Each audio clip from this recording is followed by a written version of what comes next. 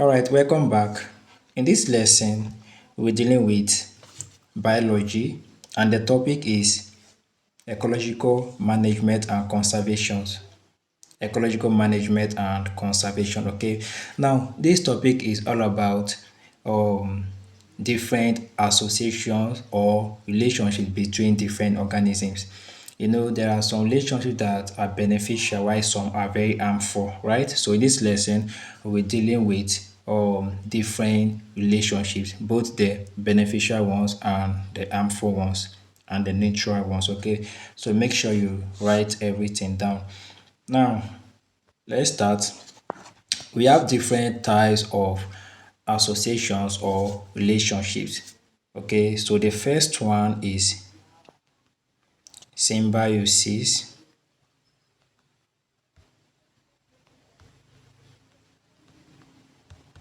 Symbiosis, okay. Now, right. Symbiosis is okay. Symbiosis is a close relationship or let's say association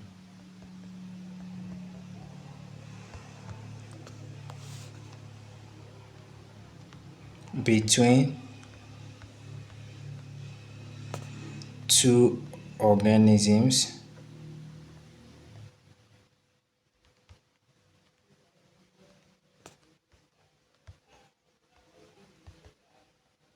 in which both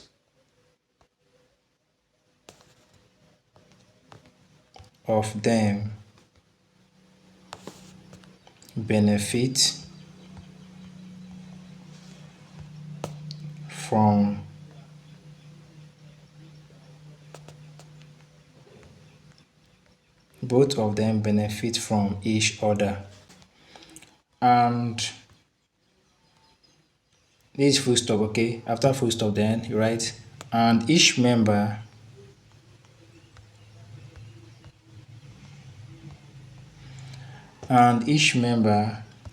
is called symbiont. Okay, symbiont. Now, look at it. Symbiosis, okay? Symbiosis is a close association or relationship between two organisms in which both of them benefit from each other and each member is called a what? Symbiont. Now, there are some relationships that even we humans, I guess in it, even we humans, there are some friendship that most of them they they like to take from you, isn't it? They like to take from you, but they don't like to give out. They only want to collect it. I get it. But there are some relationship that both of them, like you and a friend, you are giving out, even your friend is giving you. Are you getting it? Meaning that both of you are what benefiting from each other. So that type of relationship where both organisms, okay, are benefiting from each other is called what? Symbiotic relationship. Okay. So the process that is called symbiosis. Are you getting it? So let's look at some examples of symbiotic relationships. Okay. Examples examples of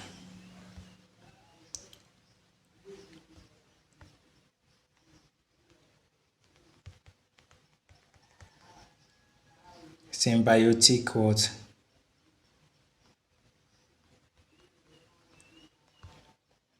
Relationship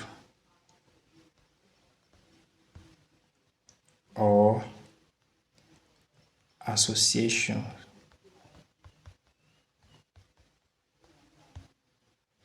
Okay, so the first one is that is the first one, alga and fungus. Okay, fungus in leaching.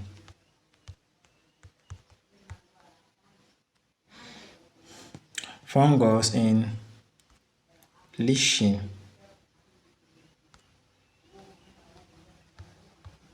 So this is the first example, alga and fungus in leaching.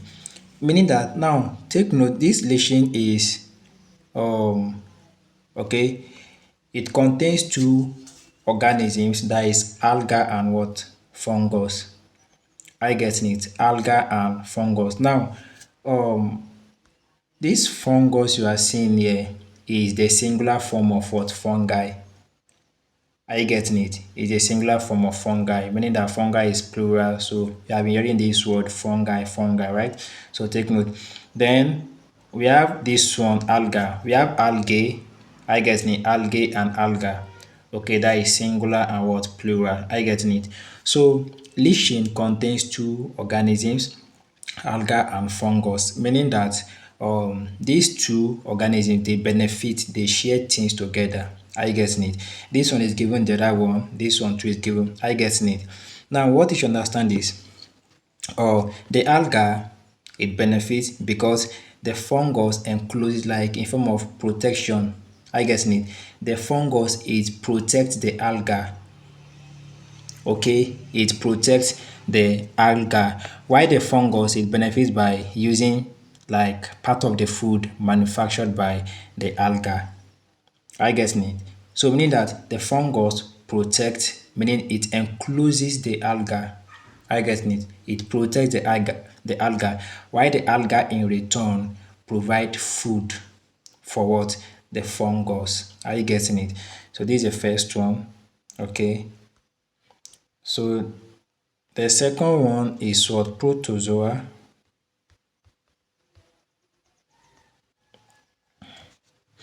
Protozoa in the intestine. Protozoa in the intestine of termites.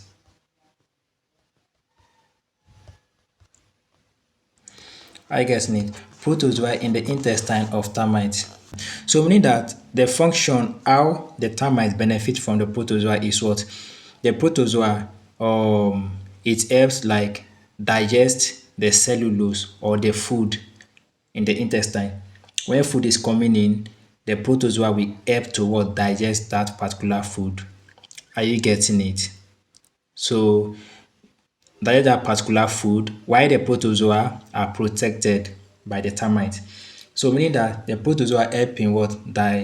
Digestion, okay? Digesting that particular food of the termites in the intestine. While in return, the termite protect the what? Protozoa. Are you getting it? So meaning that both of them are benefiting from what? Each other. Then the third one, nitrogen fixing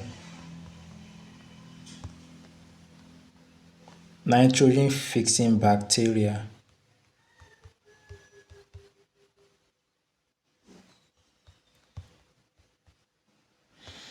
Nitrogen fixing bacteria in the root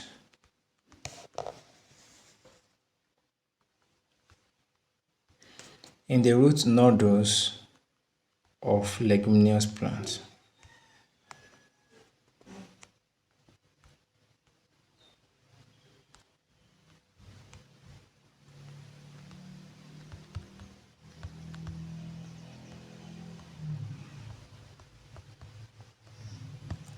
Okay, the third one is what? Nitrogen fixing bacteria in the root nodules of leguminous plants. Now, there is a particular bacterium. Take note of it. A bacterium, all these ones are in your past questions already. That's why you need to understand all these things. A bacterium called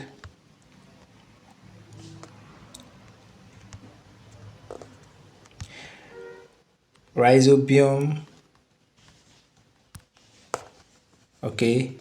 leguminosarium, Leguminosarium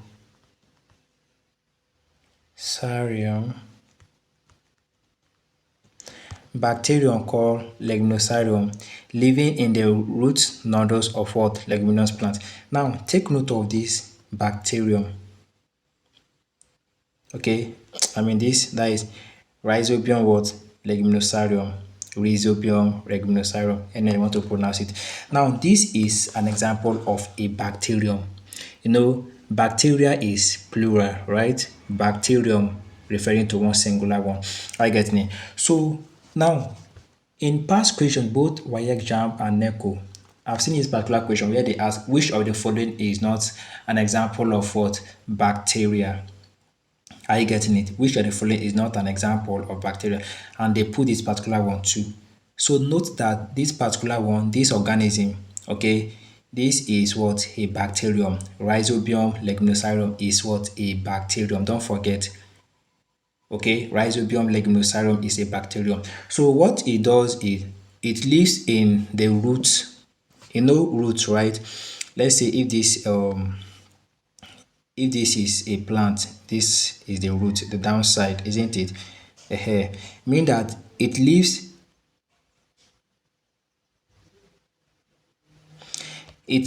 in the roots nodules, okay, this side.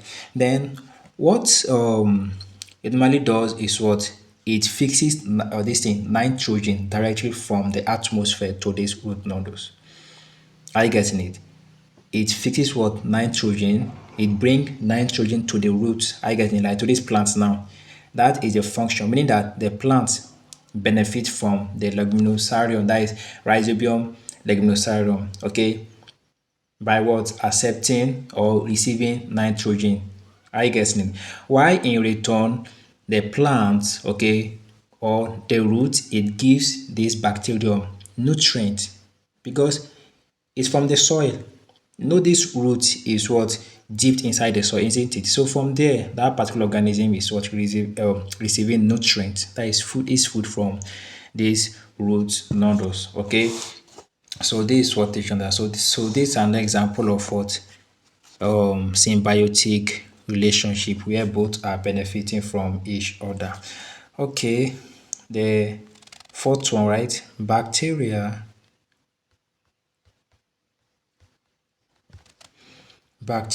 in the rumen of what? Ruminants.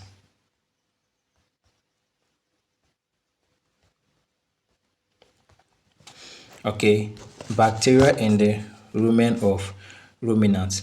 Okay, now right, bacteria and other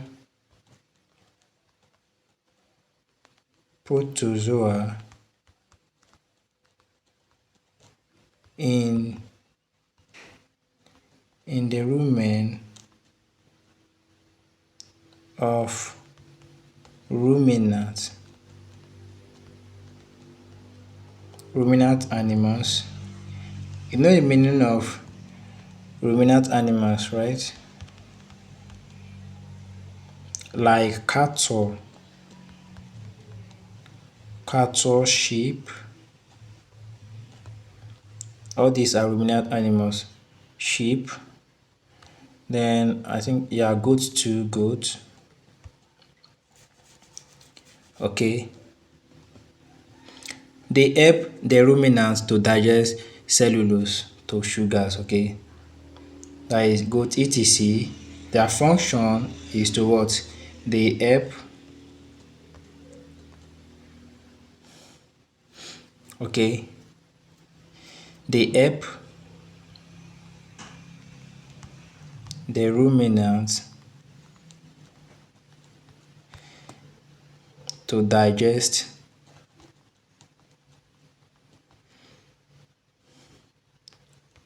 cellulose towards sugars.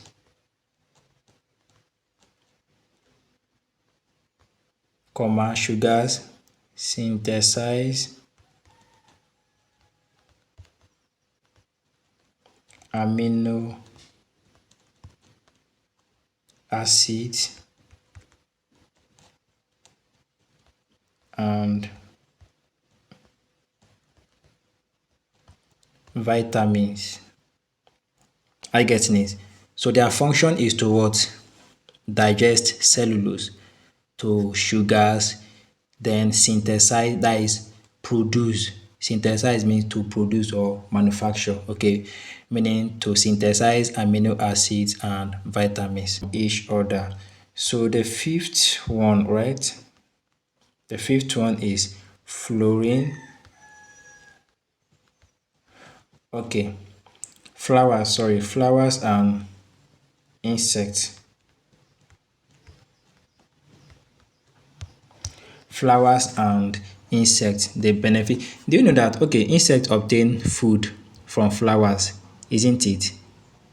In the form of pollen and nectars, while in return, the insects bring about what we call cross pollination.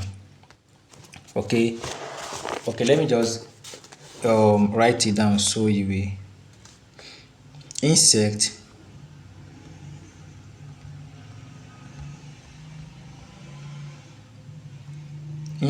obtain food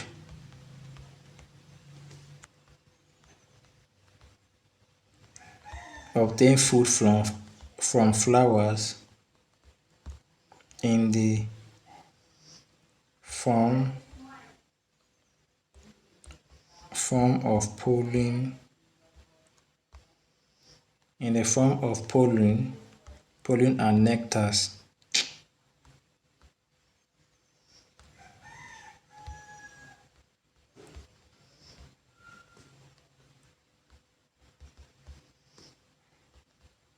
While in return,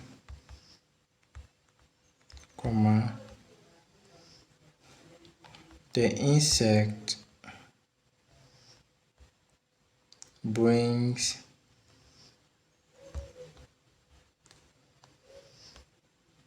about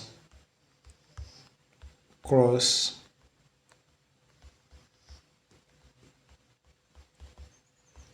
pollination. Cross pollination in the plant they visit.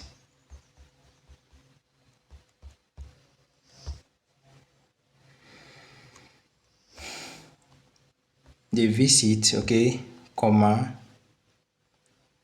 enabling plants to reproduce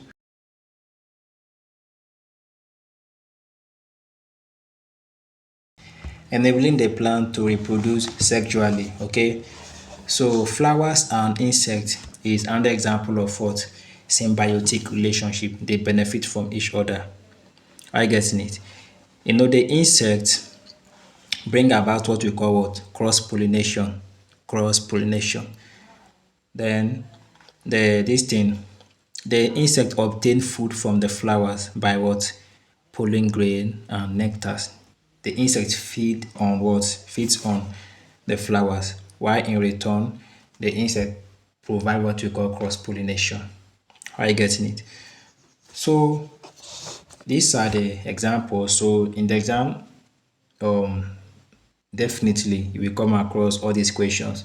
And if you check your past question, both Jamb, WAEC and NECO, you're like you will see a lot of questions. So this is the second type of association, which is commensalism. Okay, commensalism.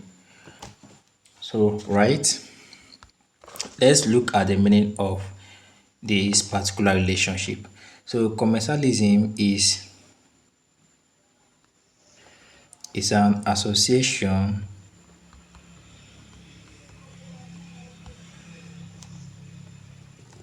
between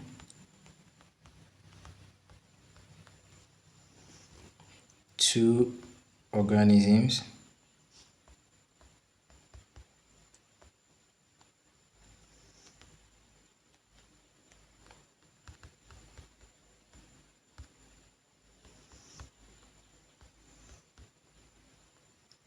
living together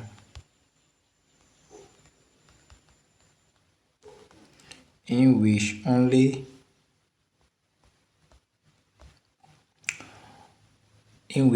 one benefits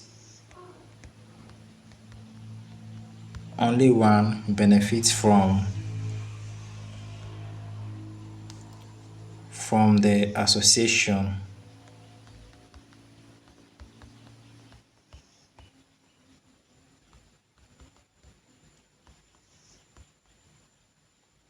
While the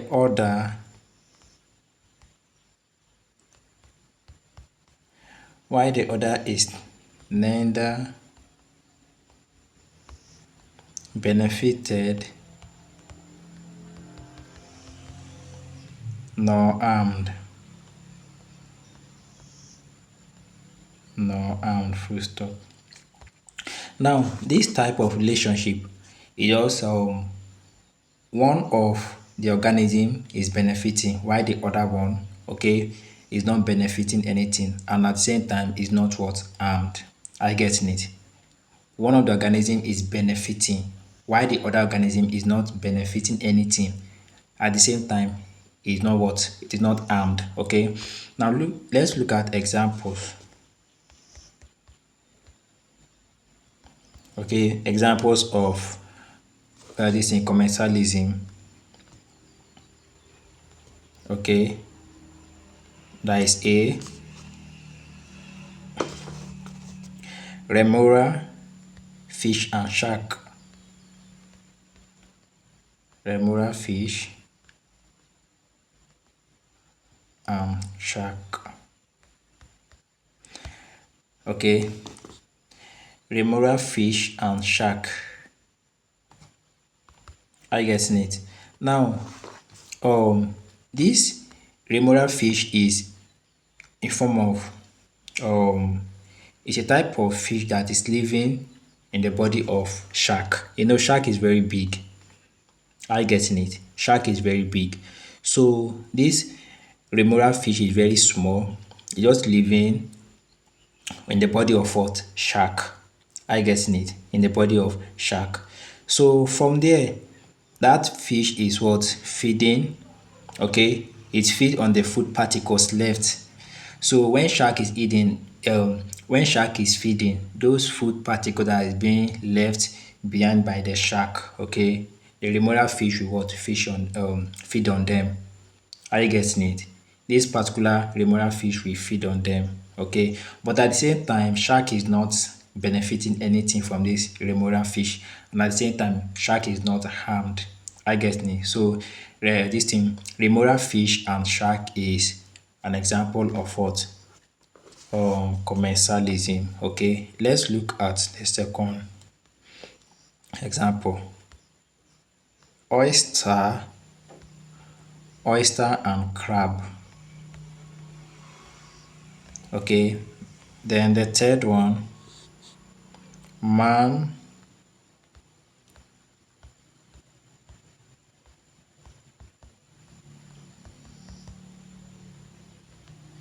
and intestinal bacteria.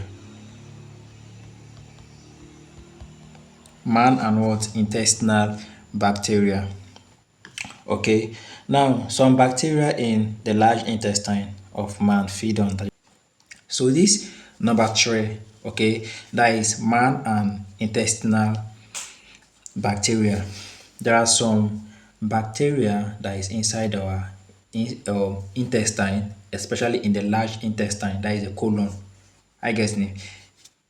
So you can call large intestine or colon. Okay, large intestine or what? Colon. Okay, so they live there and feed on digested what? Food. I get it. But at the same time, we are not harmed by those bacteria. Are you getting it? So these are few examples of commensalism. Remora, fish and shark, oyster and crab, man and intestinal what? Bacteria. So take note. Let's look at the third type of association. Parasitism.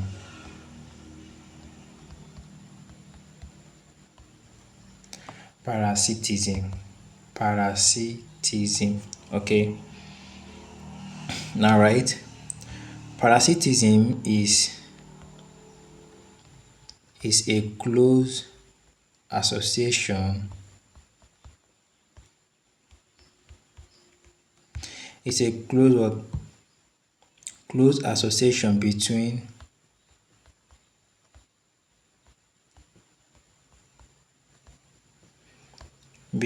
two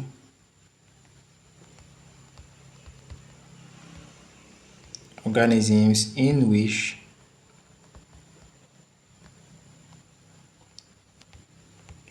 one comma known as the parasite, one known as a parasite lives in or on and at the feeds at the expense of the other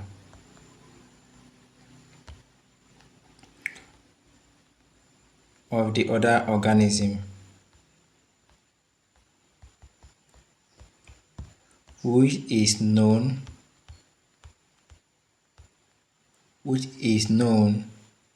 as the host.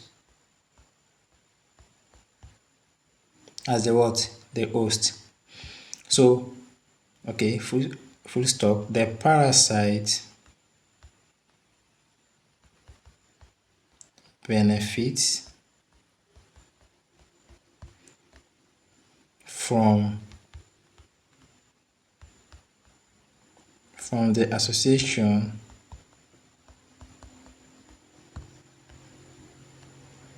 while the host usually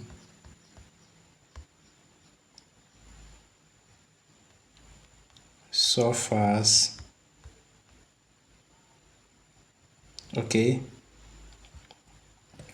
or may die. Now, this type of association, that is parasitism, are you getting it? Is a type of association between two organisms in which one, the parasite, okay, lives and feeds at the other, which is called the host. Are you getting it? So meaning that the parasite is what? Benefiting from the host. So the host may either die or get harm, or the host may what? Suffer. The host will suffer definitely. Are you getting it? So the parasite is benefiting, okay, but the host is not benefiting anything. Are you getting it? Meaning that the host will what? Suffer and will eventually what? Die through the process, okay? So let's look at examples of parasitism.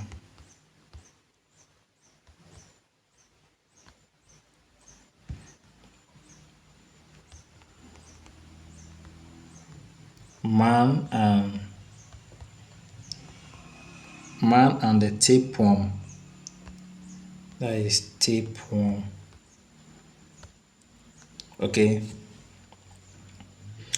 Now, what you should understand is the tapeworm, okay? The tapeworm lives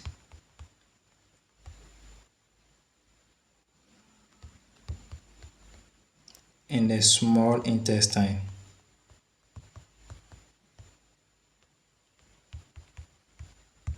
Lives where? In the small intestine of man, okay? Where it derives its benefit. I get me. So that is the habitat, okay? The habitat of tapeworm in man is what? The small intestine, don't forget. That is where it lives. I get it. So that is where it derives its what? Food. Okay, man and the tapeworm, that is the first example of what? Parasitism. Okay, so from there, the tapeworm is what? Benefiting, feeding there, okay? Then as a result, the host will suffer. I get it. And if care is not taken, the host will what? Eventually die. Okay. So take note. The second example is Mistleto. This is L. Mistleto and fluorine.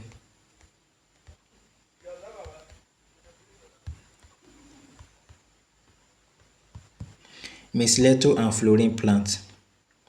Okay, so Mistleto and what? Flowering plant. The mistleto is a plant parasite that lives in. I get it. This mistleto is a plant, but we have plant parasites. There are some plants that, if you've seen them, they normally grow on other plants. Are you getting it? So from there, they are what? Benefiting from the other plant. So in this case, the mistleto is what? Benefiting from the flowering plant. Are you getting the point? The mistleto is what? Benefiting from the flowering plant. Okay, so as a result, the flowering plant will not what? Benefit anything. From there, the flowering plant will start what? Dying, or it will what? Suffer. Are you getting it? So this is what you should understand. So this is the second example of what? Parasitism. Okay, so you can take note of these two examples. Okay, so make sure you take everything down. This especially this in commensalism, even this one is still applicable to humans. Commensalism, where one is benefiting, the other one is not this in benefiting anything. You know, some relationship, even sometimes when two persons are dating, are you getting it? When two persons are dating, one, like, when, let me say, one partner is always spending, like mostly on guys. Guys are spending, but in return, the girl is not what? Returning anything. The guy is not benefiting anything from the girl. And even friendship too, most of them, they just want to collect, but you are not benefiting anything. That type of relation is what? Commensalism. One is benefiting while the other one is not benefiting anything. At the same time, is not harmed. Okay, but when it comes to parasitism, one is benefiting while the other one will suffer. From that suffering, it can result to what? Death. Are you getting it? So take note. Now, what number are we? Let's move to the fourth type of association. Number 4, right? That is predation.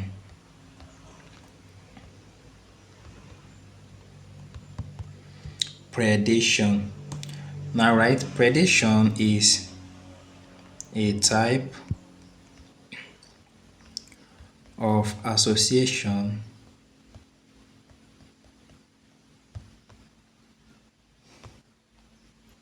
between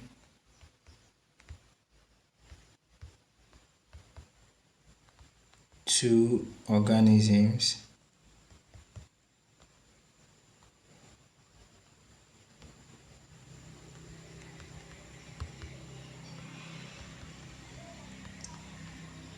in which the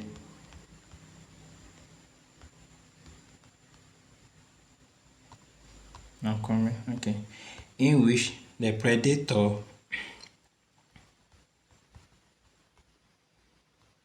kills the other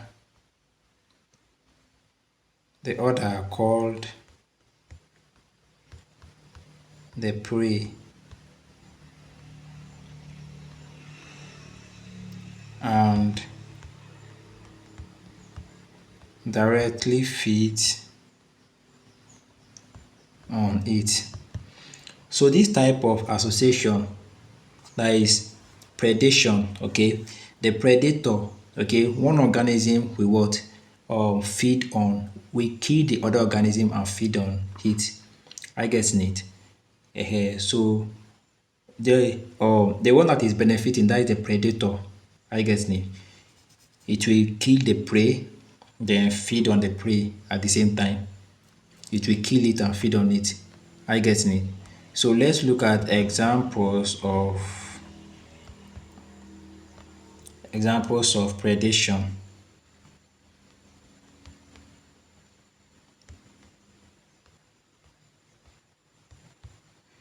That is the hawk and chicks of domestic what fowls of domestic fowls. You know hawk, right? You know hawk. So hawk can easily what? Can easily kill a chick of domestic fowl. You know chick, right? These newborn babies or for these domestic fowls. Hawk can easily kill it and what? That is, hawk is the predator while chick is what? The prey. I get me. So hawk will kill the chick and what? Feed on it at the same time. So this is an example of what? Predation. Then the second example is lion, lion and goat. I believe we all know this one, right? Lion and goat. Lion will kill the goat and what? Feed on it. So lion is the predator while goat is the what? Prey. Okay. So these are associations. I get me. So make sure you take note of the meaning, that is symbiosis and its examples, commensalism, parasitism, predation, all of them. I get me. So make sure you take note of all the examples because definitely they will test your understanding on different relationships or associations. I get it because they will ask you which of the following is not an example of predation or which of the following is an example of commensalism and the rest. So make sure you know them and they are what examples. Okay. So let's move on to what we call competition.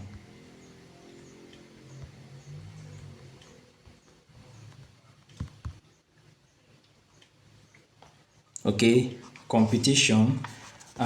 This one too, you will see questions. So make sure you're writing everything down. Now, from the word competition, I believe you can say something. I get it. People can, even in the market, in our daily lives, people are competing. Let me say, even in our secondary school days, relay race, I get it. We are doing what? Competition. And at the end, someone will what? Take first this thing position, isn't it? Even in classes, people are competing for what? First position, second, just like that. So every day, okay, everyday lives competition is what taking place. Are you getting it? So, but the thing is, when two persons are competing, the result will be the bigger or the stronger person will survive, isn't it? The bigger person, right, will survive. That is also.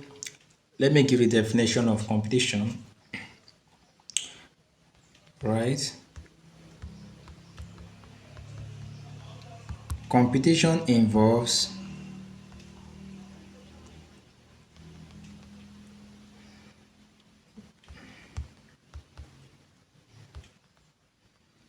the interactions among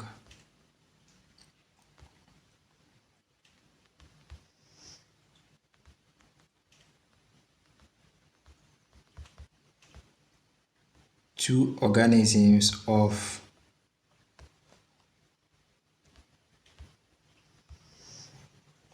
the same or different species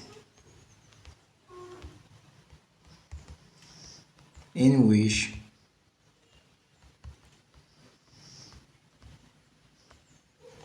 one outgrows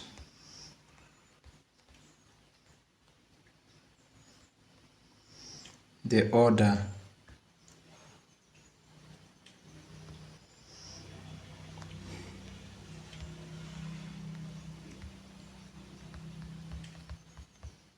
and survives while the order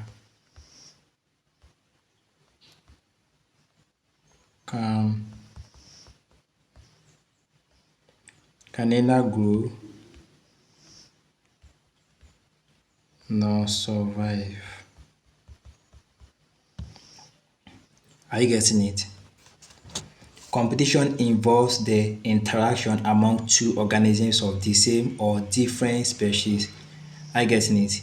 In which one outgrows the other and survives, while the other can neither grow nor survive.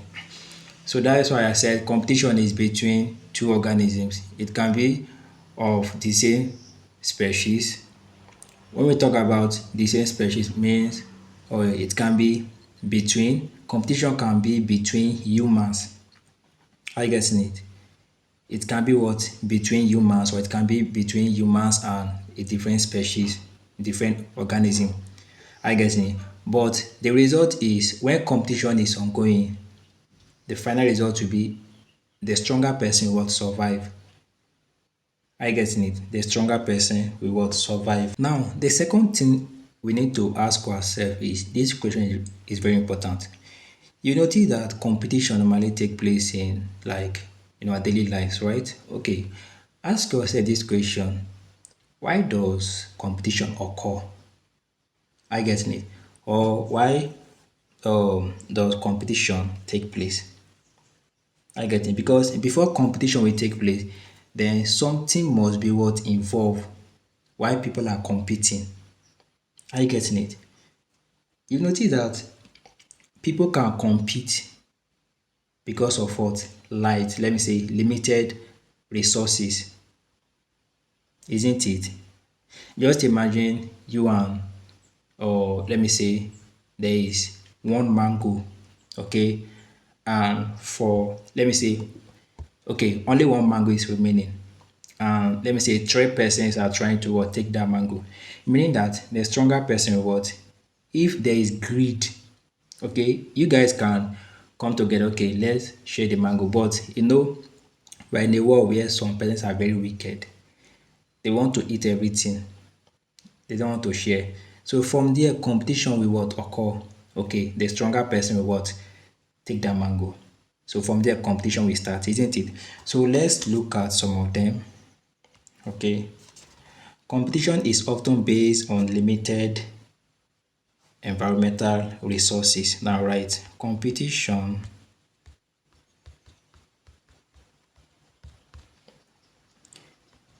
is often based on limited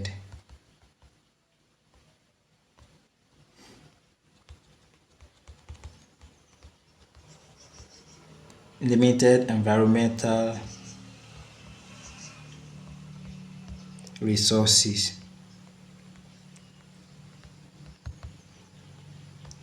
which can be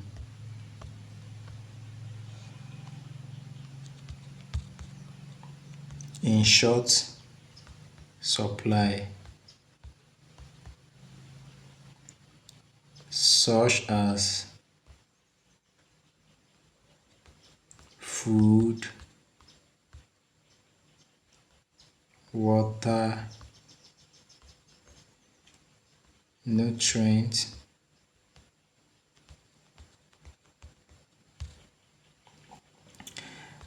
gases, light,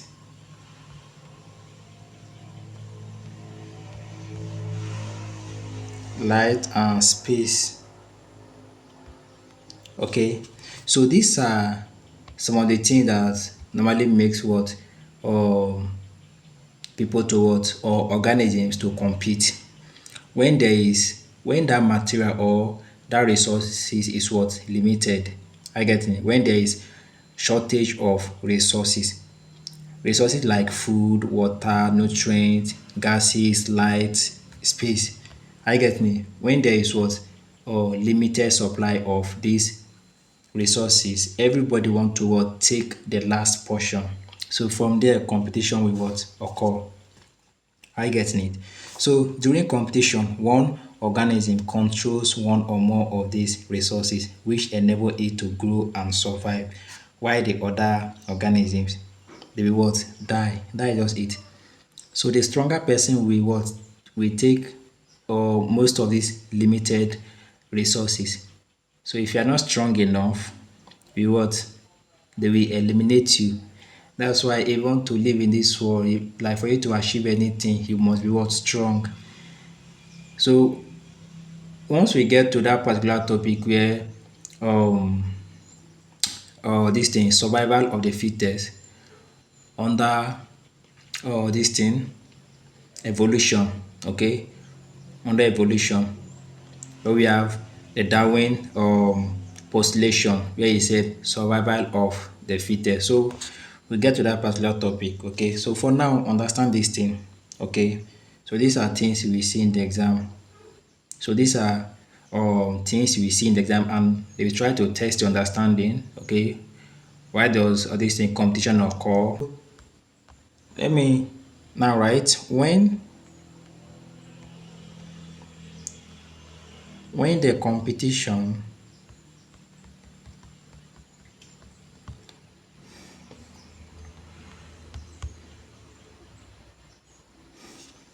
when the competition is between members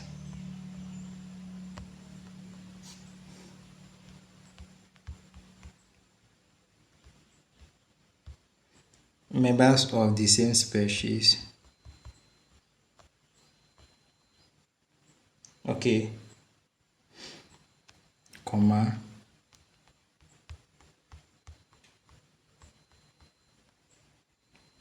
it is called intra-specific competition. Intra, look at it, intra, then specific, okay.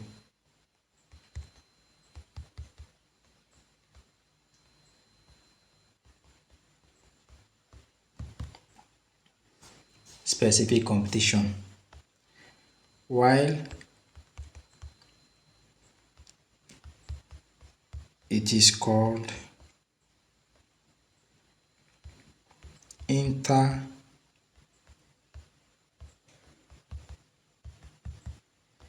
specific competition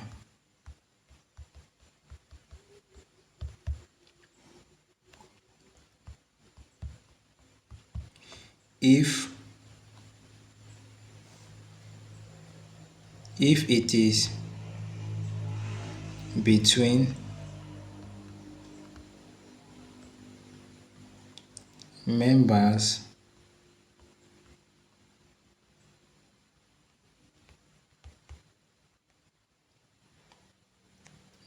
of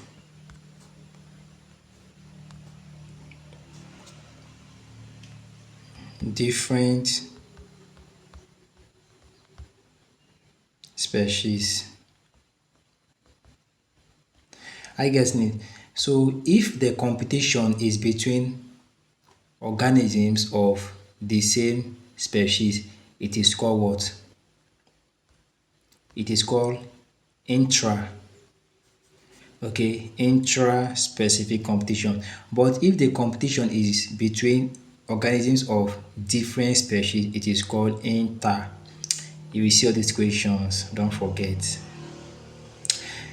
Now, I said if the competition is between organisms of the same species, meaning that the same species means, let me say, between human beings, you and your fellow human being, between rat and rat, between cat and cat, between dog and dog, between lion and lion, between cattle and cattle, just like that. I get me. Meaning that they are what the same, right? The same species. When it is this, if the competition is based on what the same species, it is called what intra. Okay, intra. Look at it, intra. But if the competition is based on different species, different, let me say between man and lion, okay, then between goat and any, like if the organism, like the species are different, I guess it is called what? Interspecific competition. So take note, assignment, okay, assignment,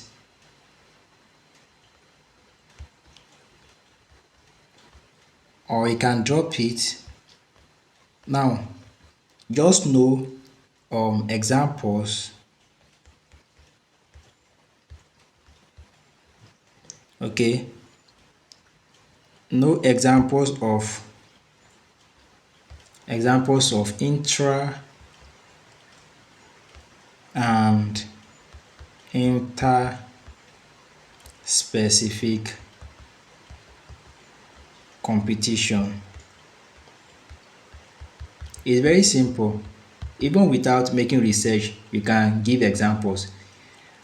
If it's intra, okay, if it's intra, it's between what? The same species, like between humans, between cat and cat, between the same species. But if it's between different species, it is what? Inter, okay. So I still want you to make research, like know more examples. I get it, and you will see them between, let me say, flowering plants and other things. So between domestic fowls and other organisms, that is what? Different, the same. I get it. So I want you to write at least, I want you to know five of them. Let me say five examples of intra and five examples of interspecific competition. Okay, so that is just it. Okay, now let's continue. Let's discuss tolerance.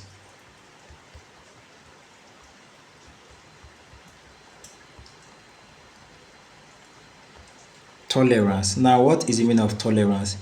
Tolerance is just the let me say um the ability, okay, of organism to tolerate a particular environmental condition. Are you getting it? Let me give the definition so you understand better. Okay, tolerance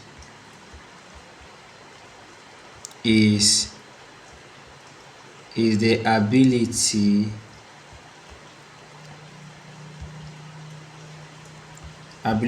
of living organisms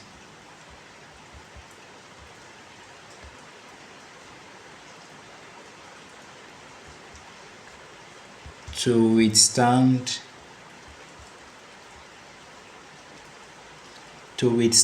or tolerate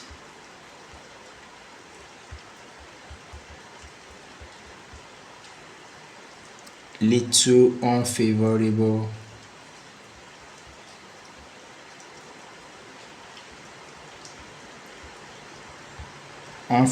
changes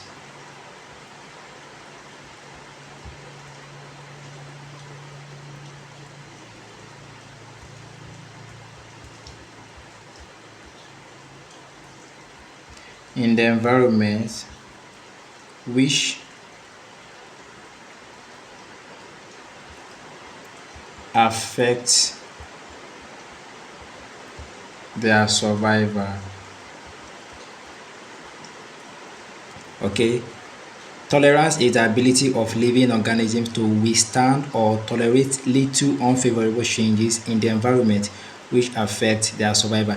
Do you know that some persons immediately they change environment to a different environment, they will start getting sick?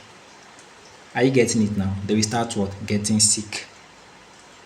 Okay, like, or even if they're in that their main environment, there are some persons that um let me say um no matter how high the cold is, okay, cold, no matter how rain, okay, no matter how the cold is, they will not get sick. But there is this set of people that any little cold, they will start getting sick, isn't it? Meaning that they can't tolerate a particular condition to a um, very high this thing range. Are you getting the point? So meaning that the ability of you to tolerate that particular condition is what we call what tolerance. Are you getting it? And there are some persons they can no matter how which one will I use? Um let me say a particular condition, something that is making people to sick, it will not easily make them to sick. Are you getting the point? So they have high what tolerance. They can tolerate, or let me say, a particular condition to a high what range or point. Okay. So it also whether you can tolerate a particular condition or you cannot. That is just mean of tolerance. Tolerance is just the ability of organism to withstand or tolerate little unfavorable change. Unfavorable is cold favorable? Cold is not favorable. When cold comes, before you know, some people just start to fall sick. Are you getting it? So it's just the ability of you to withstand that particular what unfavorable condition in the environment which affect their survival. Are you getting it? It's not only cold, it's also applicable to other unfavorable conditions like high temperature and the rest. So living organisms can only live in a particular habitat if they can tolerate the ranges of the abiotic factor that operate on it. I get me. Hey, that's why we notice that some persons before you know they will change location because that particular environment, the condition they are not, let me say, the condition is not what being favorable to them. Before you know they will change environment because they cannot tolerate unfavorable what conditions to a very high range. Are you getting it? So that is just it. So these are some of the factors, okay, like light, okay, light, heat, cold, okay, acidity, okay, alkalinity. Okay, so meaning that for you to survive in this type of condition or environment where there is high light, heat, cold, acidity, at least there must be a particular range you must what tolerate all these things too. So meaning that let me say above that particular range you will start what falling sick or anything can happen to you. I getting the point. So meaning that it must be if it's 50, let it be 50%. I get me. So meaning that above 50 or below 50, you will start what? It will affect your system before you know you start getting what sick. I get me. So this is the meaning of tolerance. Okay. Now let's look at the meaning of tolerance range.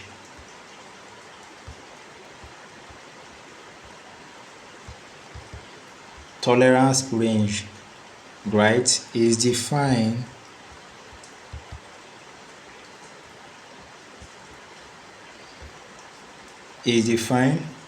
as the range between the minimum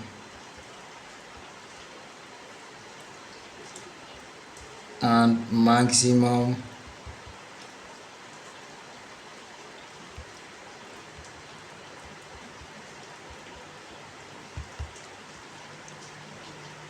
limits to which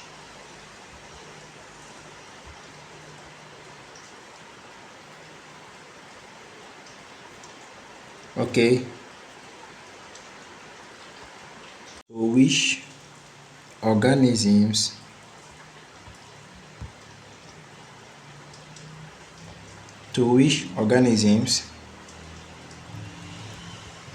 can tolerate certain changes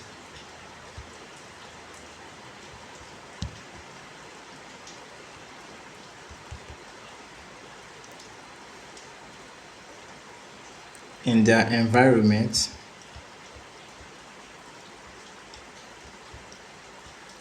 so as to survive. Now you've understood the meaning of tolerance, right? So meaning that this particular range is just talking about the particular point, okay, or number organism can tolerate that unfavorable change to. So meaning that if the range, let me say, different organisms can endure, let me say, heat, or let me say temperature to a particular degree, let's say 40 degree Celsius, then let's say 60 and what 80 degrees Celsius. Let's say you can endure high temperature to this particular one, 60 degrees Celsius. Are you getting it? So meaning that this one is what we call your tolerance range.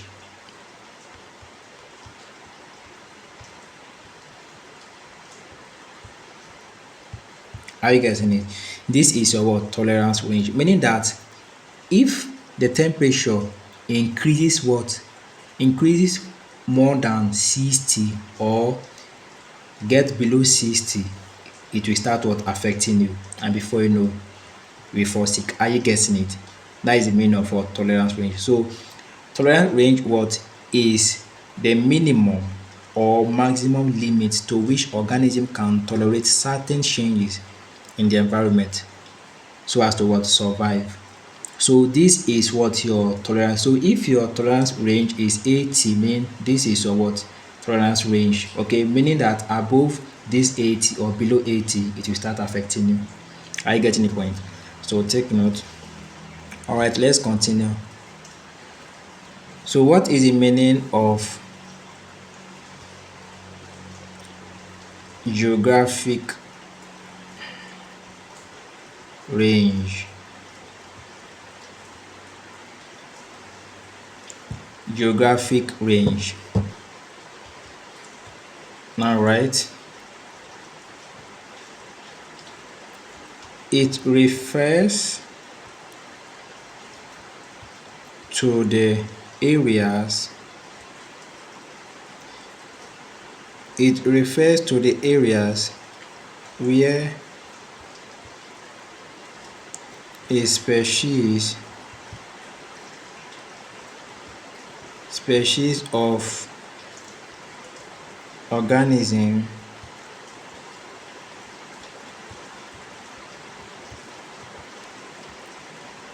can only be found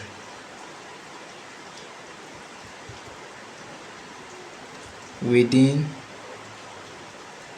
the minimum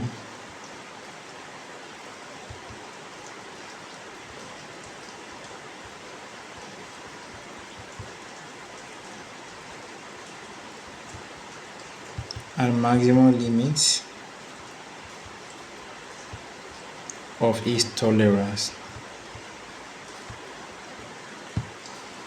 Okay, now this geographic range, there are some environments that some persons can stay comfortably in that environment no matter how high, I guess, need the temperature is.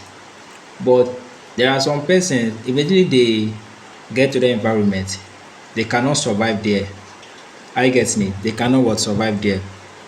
They will pack out, or they will find a different environment. So that environment you are comfortable, okay, that is what? Geographic range. That is the location. That is why, look at it. That is, it refers to the areas where a species of organism can only be found. Why? Because that is where you can live comfortably. I get it. So take note. Now, for example, the geographic range of the tropical rainforest is within the equator and the rest. So this is just the meaning of geographic range. Okay, meaning that you cannot stay like not all environments is good for you. There are some environment that you find it very difficult to adapt. Are you getting it? So it all depends on your what ability of tolerance.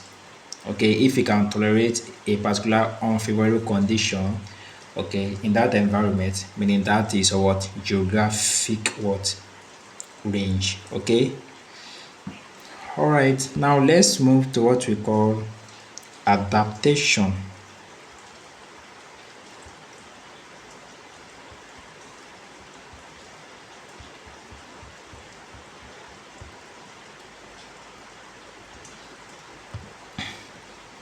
Adaptation.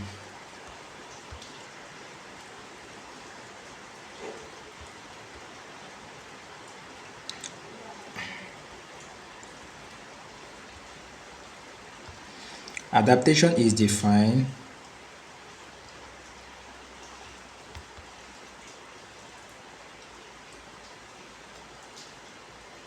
as the ability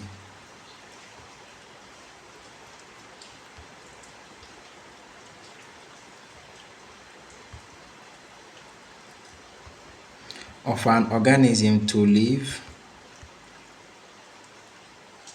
successfully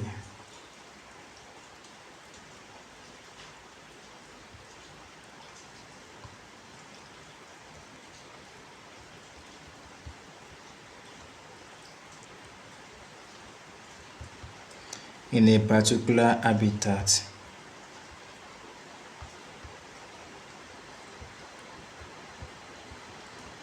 As a result of its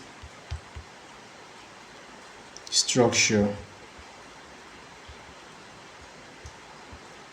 comma, appearance,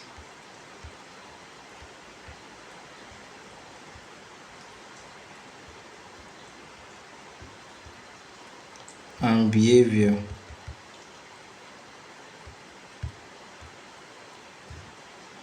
Okay, let's look at adaptation is defined as the ability of an organism to live successfully in a particular habitat as a result of its structure, appearance, and what behavior. Now, then, in other words, let's say adaptation is a change in structure, okay, function, and behavior of an organism in order to adjust. Now, listen, do you know that adaptation is from the word adapt? Are you getting it? Do you know that for you to live in a particular habitat, for you to live in a particular, humans, our habitat is what? Is land, isn't it? That is terrestrial habitat. Now, the main reason why we live or we can live successfully in terrestrial habitat is because we have some structures or appearance that can help us or that can enable us to live successfully in a terrestrial habitat. Meaning that organisms that live where their habitat is aquatic, like fish, can fish live in a terrestrial habitat? It's very difficult. Fish cannot. It can just live within, let me say, a few minutes. If there is no water, they will die, isn't it? Because that is not their habitat, because they don't have those structures. Now, we have what? Nose, where this thing, breathing is taking place. We take in air, that is oxygen, then breathe out what? Carbon dioxide, right? So, meaning that we have structures. Structures like, let's say, we have limbs, the forelimbs and the hind limbs, meaning our hands and legs, where we use for what? We use for what? Movement or locomotion, right? So we have different structures that can what? Help us or enable us to what? Live successfully in a terrestrial habitat. Are you getting the point? But fishes, they cannot. Okay, that's why let me give you some other things so you understand better. So it is expected that every organism, okay, must adapt to its environment in order to survive. Are you getting it? Plant and animals, they possess certain features which enable them to adapt. Okay, so different organisms, the main reason why fishes can live successfully in an aquatic habitat is because that is a what permanent living home. Okay, they have structures like gills. I getting it. Fins for what movement. So for you to adapt in a particular environment, you must have some structures, some things in your body, some features, some appearance or appearances in your body that will enable you to survive in that particular what habitat or environment. So meaning that you are what you have adapt. Are you getting it? You have what adapt to that particular environment. So let's look at some of those structures. Okay, let's look at some of those structures that what enable us to live successfully in a particular habitat. Let's start from, okay, write this down. Write this down, it's very important. Plants and animals coming.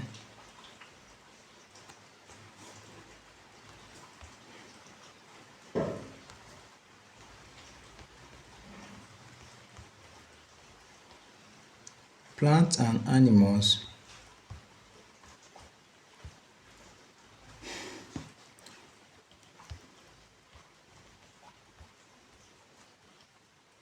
plants and animals possess certain features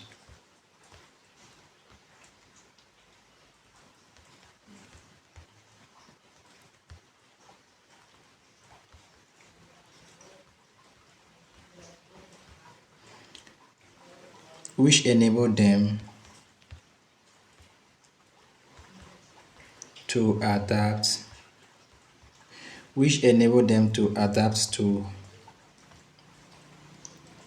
to either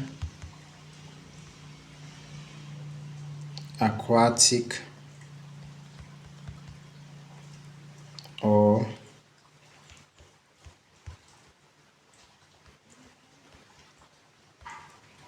terrestrial habitats. Okay, terrestrial habitat. Now let's look at animal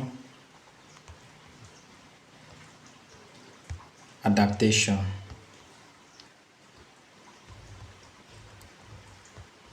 Okay, animal adaptation, those things that animals have that can make them to adapt or to live successfully in a particular habitat.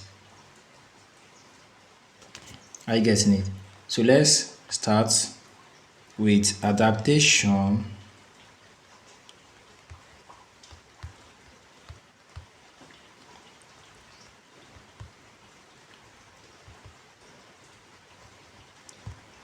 of animals to aquatic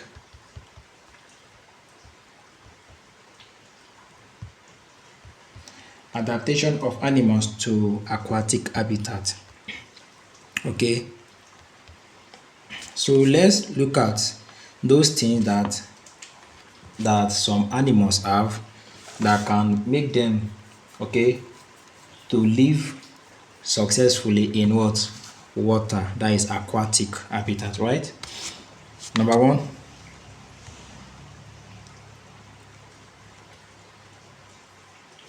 possession of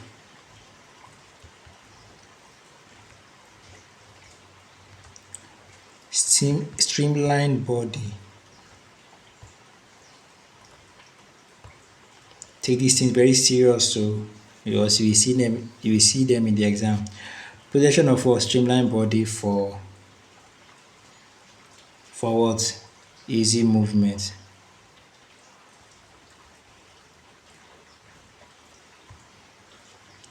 Okay, or another word for movement is locomotion, because in the exam they normally make it of this word locomotion. I get me. So a good example is what? Tilapia fish. tilapia fish. Streamlined body. Let me show you. Let me check if I have this picture. So I will show you. Insert image. If there is, okay, look at it.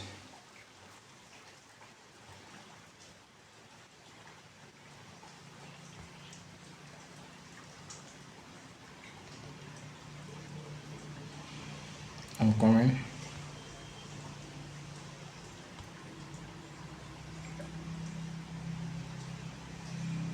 Okay. So can you see? You can see this thing. This thing picture of what? A tilapia fish. So you can see even this labeling, they didn't label all the parts though. Okay, so you can see fins are for movement. Look at the lateral lines, the caudal fin. Okay, so just look at the locations. I guess need. It's not compulsory. I don't think they will even bring this type of diagram. But what you should understand is the various functions like the lateral lines, the fins. I get it. The fins, then the tail. Okay, what are their specific functions? I get it. So let's move forward so you will take note of all the functions. Now, streamline body. Okay, streamline body is for what? Movement or locomotion. Please don't forget. Streamline body is for movement or locomotion. Are you getting it? So number two is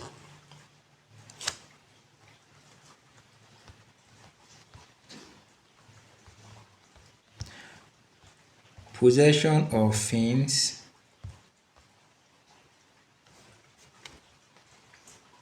for movement.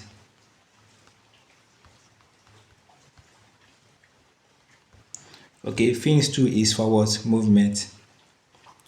Are you getting it? As in the case of fish and Weber toes, as in toad. Okay, toad, like you can see fins in both fish and toad. Are you getting it? Fish and toad. Okay, toad you can see. So take note. Streamline body is for movement, for easy movement, and also fin too is for what? Movement. So take note. Then possession of gills. That is LLS gills, okay? Possession of gills for what? For gaseous exchange. That is for breathing. Okay? Take note. You know, we humans we use what? Nose, our nose, or that is our lungs. I guess in form nose rays, the air will pass through. It will follow the pharynx and the larynx to the this thing down to the archaea, then to the alveoli, then to the what? Lungs, and it will come back again. Okay, so make sure you take note of all these things.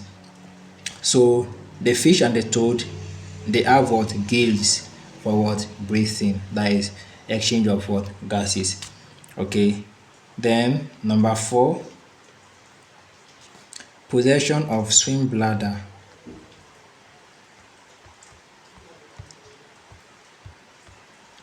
Of swim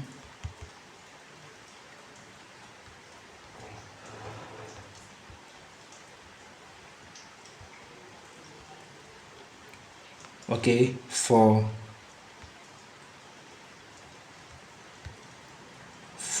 buoyancy. Okay, this is C.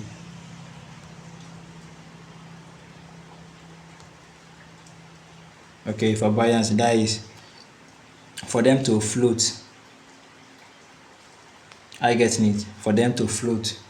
Possession of for swim bladder for buoyancy for them to float. Okay. So don't forget this particular because this is the word that we use normally. So don't forget. I getting it?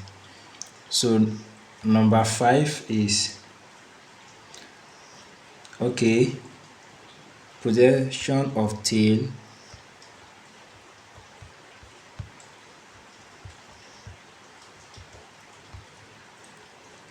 Okay.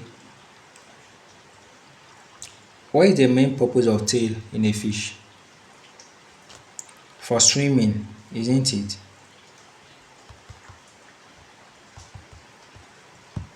For swimming. But take note, it's not only fish that have tail, oh, even tadpole, tadpole, okay, tadpoles, they have tail, tadpoles. That is early stage of this thing, frog, that is tadpoles. At that stage, they have gills, yeah, they have um tail. I think gill is at the frog stage, not frog, I mean toad. Okay, so from tadpole to toad, then from toad to. So take note. Okay, so then possession of sticky undersurface for attachment. Then number six is what? Make sure you take note of everything. Possession of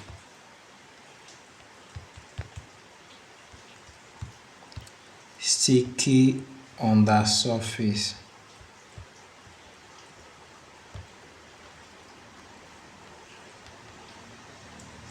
for attachment.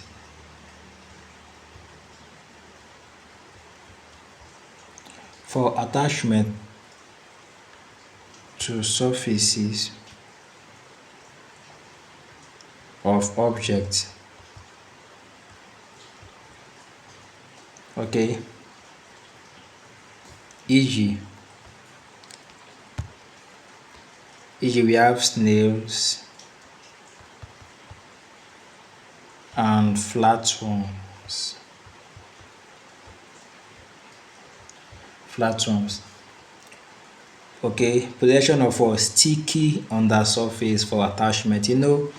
Snail can use their body, that is that long black, is it black or what color, that long part, they can use the word hold something, isn't it? So they can use the word hold something. Okay, that is sticky on the surface for attachment, to attach, that is to hold something. I getting it firmly. Then and that one, that is the last one, number seven, is possession of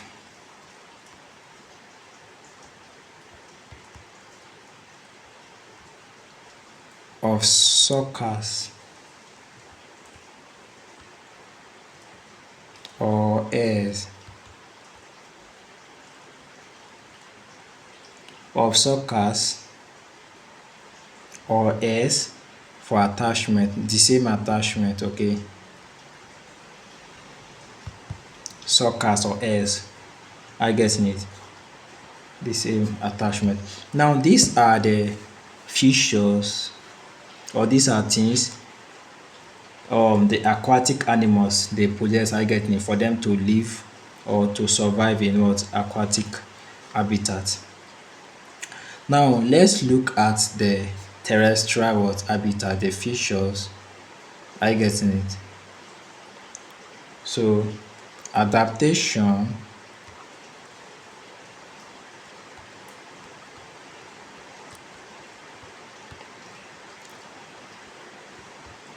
of animals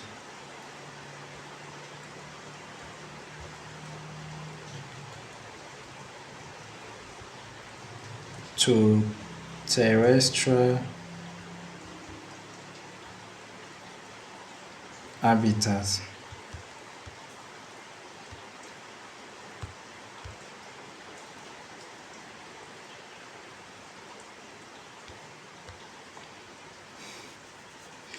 Number one,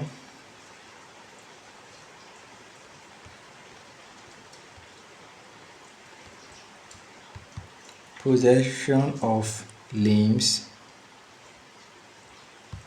Okay, just write once I'm done with I will explain. Then possession of lunge.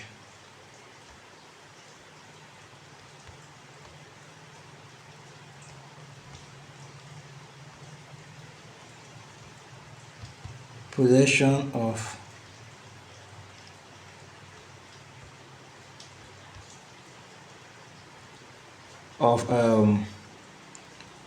sweat glands.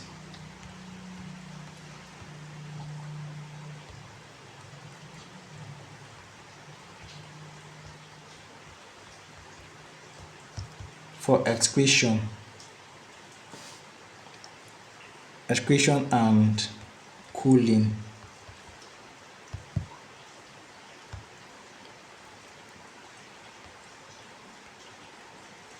Okay,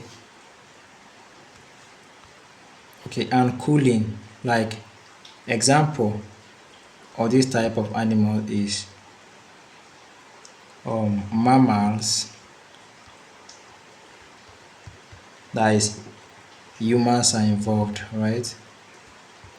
Mammals, birds, reptiles, and amphibians.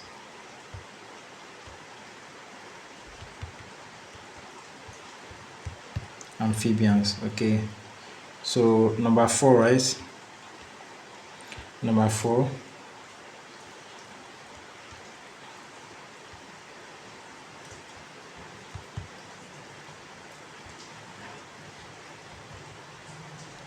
possession of hairs.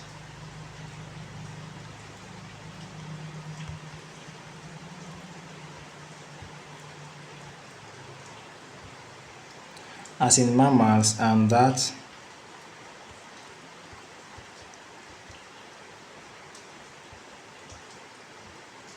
of feathers.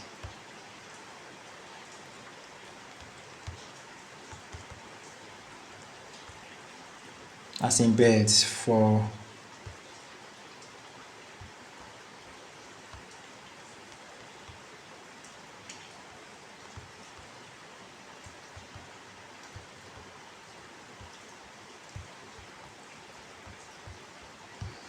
body temperature regulation. Then number five,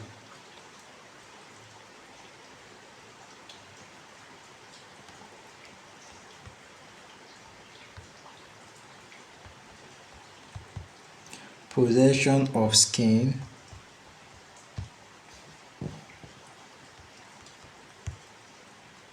As in mammals,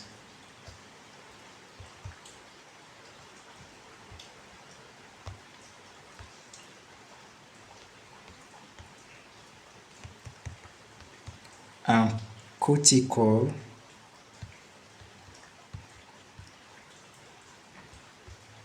By insects to protect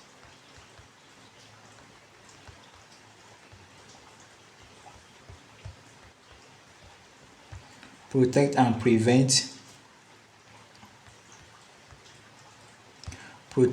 prevent drying up and injury. Okay, so these are the adaptative features of terrestrial organisms for them to survive in the terrestrial habitat. Number one is what? Possession of powerful limbs for movement. Okay, for movement. Possession of powerful limbs for movement. Right? Movement here. Powerful limbs for movement.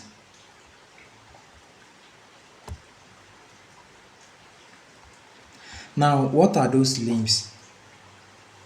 Limbs are, we have the hind limbs and the forelimbs. Okay, the forelimbs is referring to your hand. I get me, your two, and then your hind limbs are referring to your legs. Okay, so what is the main purpose of the limbs? It's for what? Movement. Your legs, isn't it? For movement.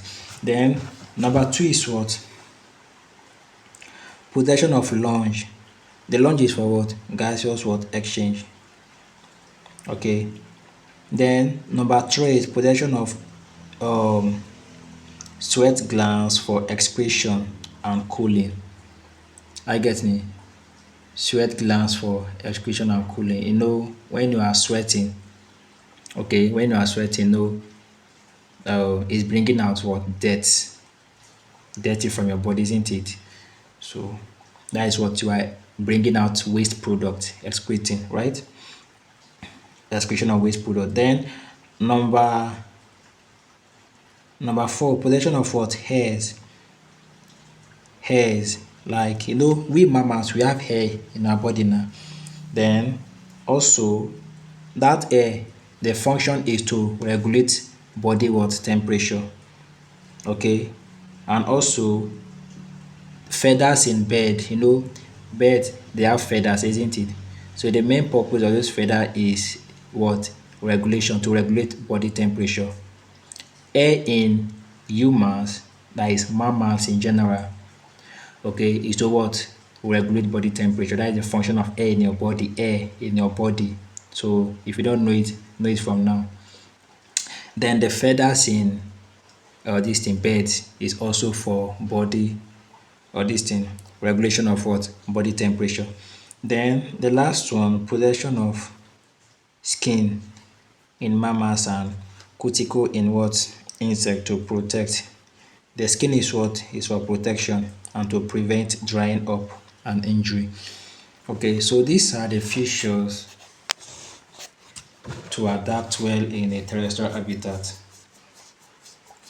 Then what of arboreal? We have three different habitats. Okay, if you don't know it from now.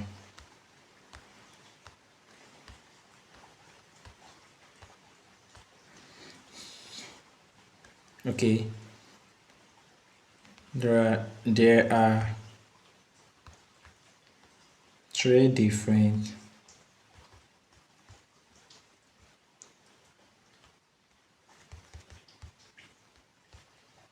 habitats. Okay,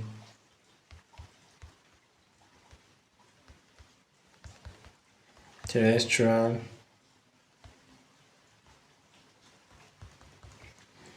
aquatic, and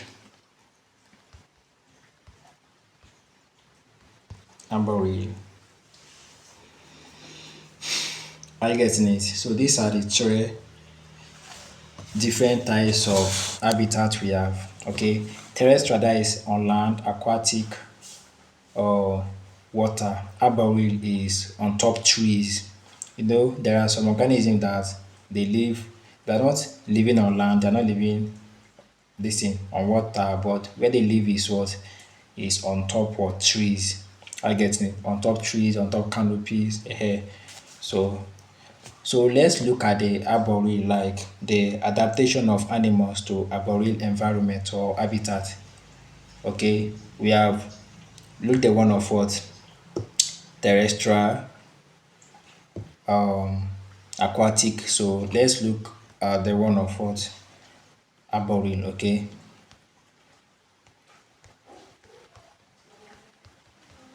because we come across your question might fall under the terrestrial part or the aquatic part. So make sure you take note of all those things they normally have.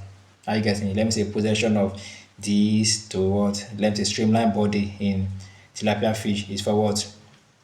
The hair. So no demo is for movement or locomotion. So make sure you take note of all these things. Are you getting it? Okay. Adaptation of animals.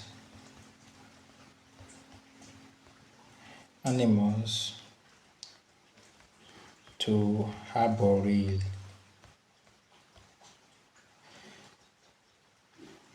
Arboreal habitat.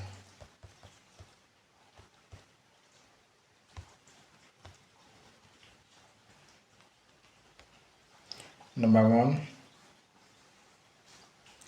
possession of wings for flight. Just write wings.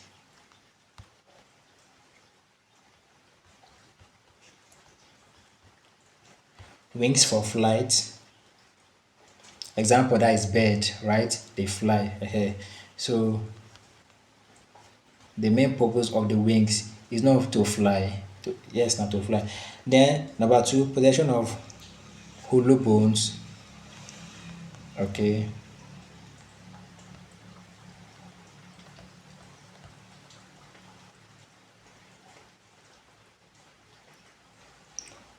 Hollow bones to make them light. Okay. That is example. Bed, the same bed. Now the hollow bones is to make them light. It's not this light, let me say bulb color we are talking. No, we are not talking about color. We are talking about they are not heavy. Beds are not heavy now. Are you getting it? Those birds that are flying, they're not heavy. So they have hollow bones. Those hollow bones are filled with like hair. Are you getting it? Hair. So they have what? Hollow bones that make them light. Don't forget that make them light, very light. They are not heavy. Are you getting it? Then number three, possession of bright color as well as okay.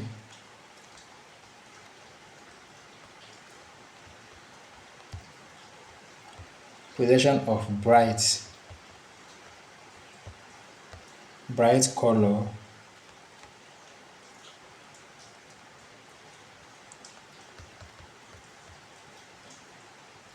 okay. I'm coming.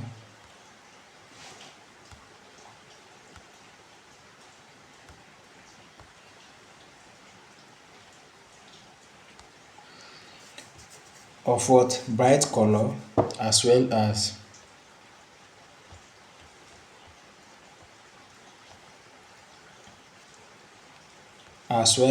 camouflage.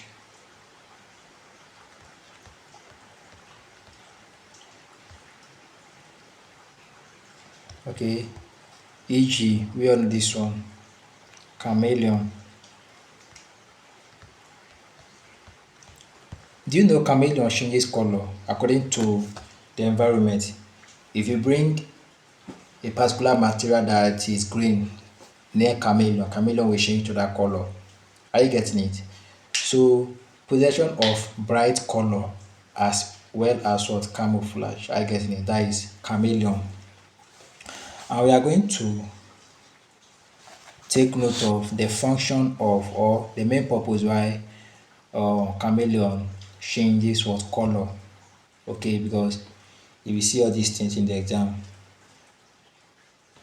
Okay, then number four, possession of limbs. You know the meaning of limbs now, right?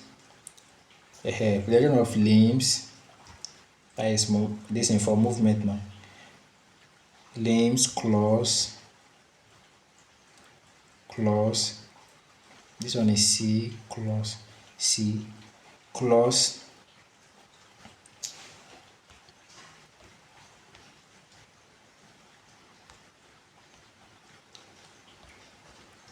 and tails.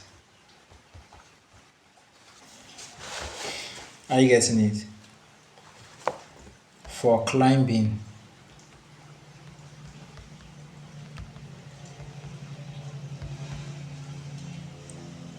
Okay, for climbing and piercing.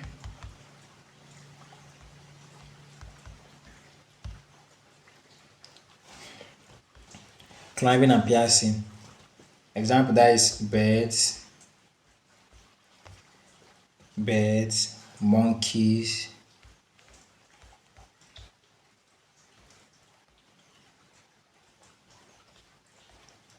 and baboons. Okay, birds, they have what limbs now? They have leg and hand, isn't it? They have legs, which they use for what? Climbing. Okay, then monkeys too. They have legs and hand, that is limbs for what? Climbing and piercing. They can easily what? Pierce like their fingers. They can use, let me say, their claws. Okay, their claws, that is their, this thing, those long like form of nails, they can use to hold a particular place well and climb, like the monkey. Are you getting it? So that is it. Then possession of streamlined body. You know the meaning of streamlined body now, for what? Movement. But it's for birds to, it's for birds, so it should be what? Flight. What number are we? 5. Okay, streamline body,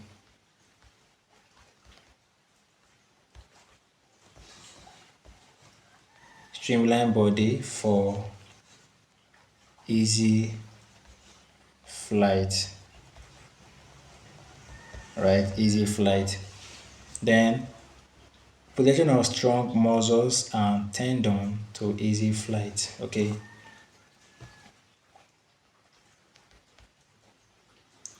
muscles and what? Tendons. Ten, this n, okay. S for easy flight. So take note. Then feeding mainly on what? Grains to provide energy. Birds, they normally feed on grains. Yeah. Okay, so these are the adaptive features of what? Of these organisms in the, for them to survive in what? Arboreal habitats. Are you getting it? For them to survive in the arboreal habitat. Now let's look at, um we've known the what? Habitat, like the structures for animals to survive in their various habitats, right? Now let's look at the plant aspect. Okay, let's look at the plants. How, like, what are those things, plants, what are those features they possess that can enable plants to survive in their various habitats? Let's look at them. Adaptation of plants. So this is the plant aspect in aquatic habitat. Okay, adaptation of plants to aquatic habitat. All right. So number one is possession of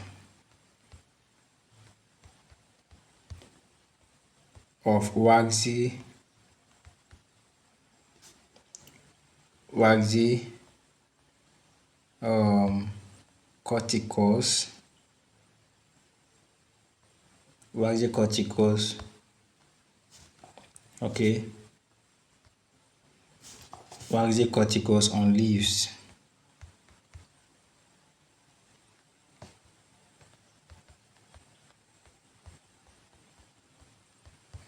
The main purpose of the waxy cortical is to prevent wetting.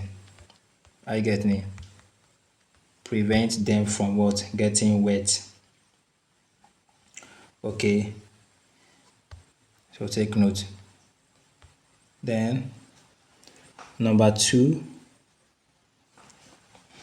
possession of long stem. Okay, just write long stem.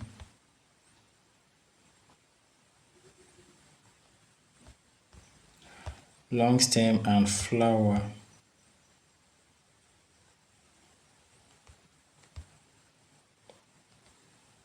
Flower stalk. to expose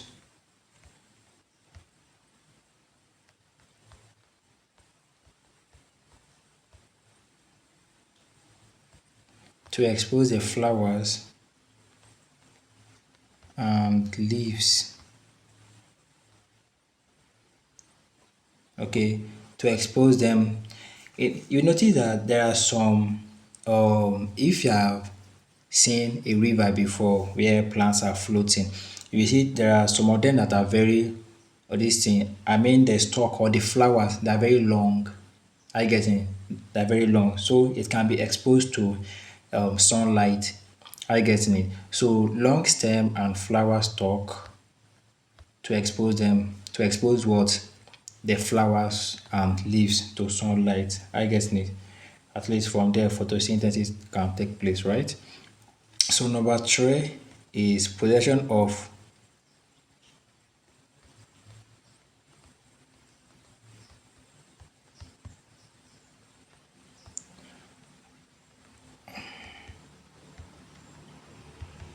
adventitious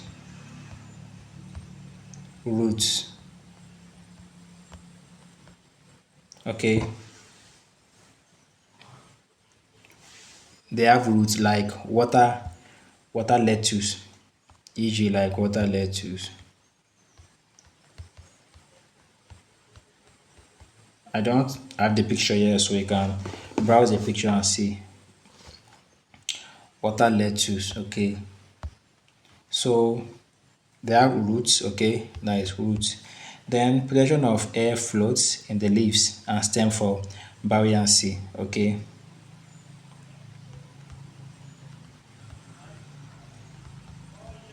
production of air floats.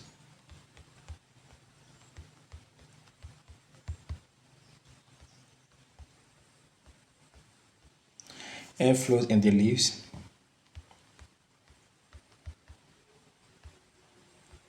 and stems for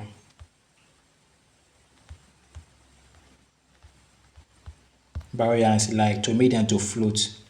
Okay, e.g., like water hyacinth.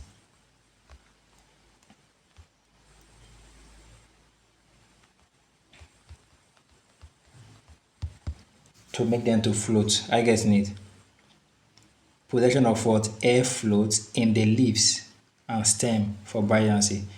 Okay, air float in the leaves to make them what, to have, to be buoyant. Okay, that is buoyant, to make them to float. Then production of breathing roots. Okay, you know this one now. I think this one is number five. Okay,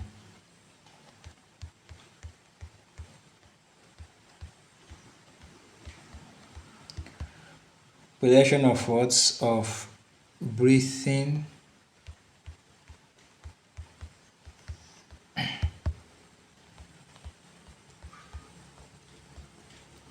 roots for what, gaseous exchange.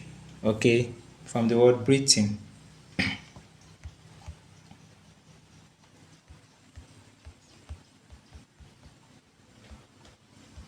Gaseous what, exchange.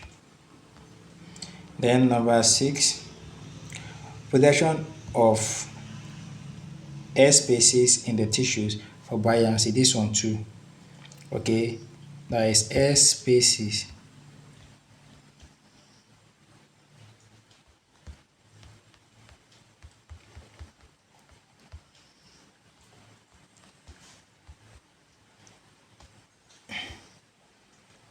in the tissues for what, buoyancy. Okay, so take note. Now write this statement, and very important. Plants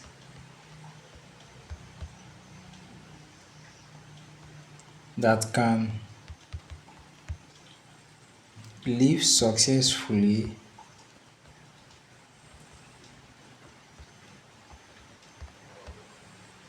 in water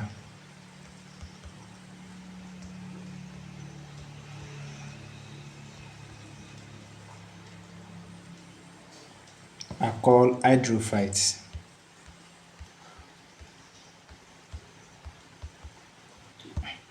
Are you getting it? Plants that can live successfully in water are called what? Hydrophytes. Take note. Then let's look at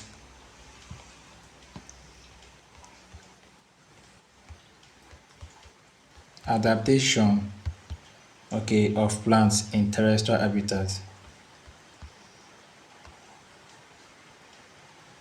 Of plants, okay, to terrestrial.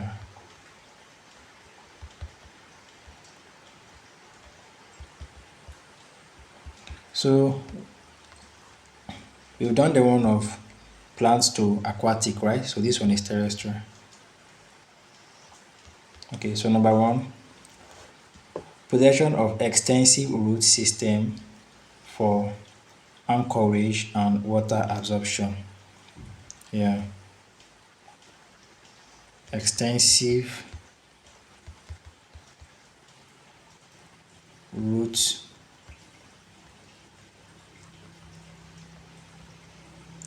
system anchorage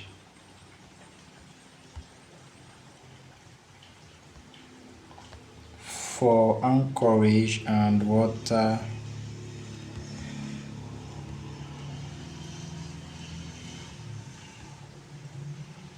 absorption. Okay, you know the function of roots. Root is dipped into the soil, isn't it? So extensive root system for anchorage and what? Water, to absorb what? Water.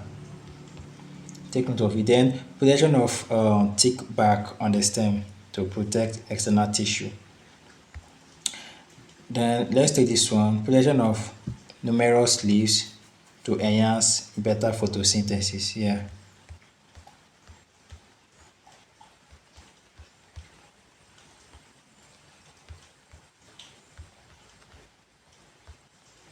Numerous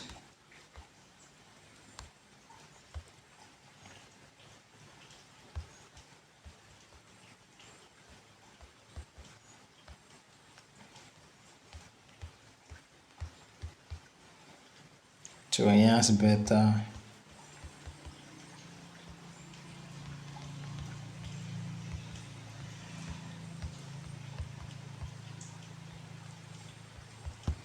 photosynthesis. Okay. They have what? Plenty leaves. The main purpose of those numerous of leaves is to what? To give better what? Photosynthesis. Okay. Then protection of this thing, succulent stems by desert plants to enable them store excess water. Okay.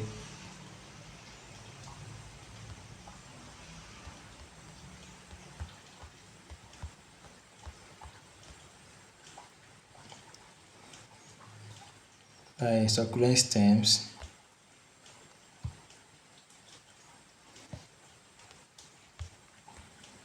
by desert plants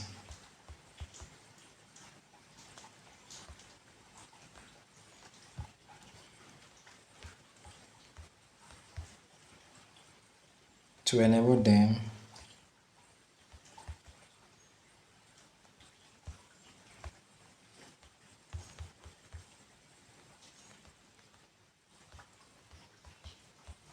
store excess water. Okay. Then number four,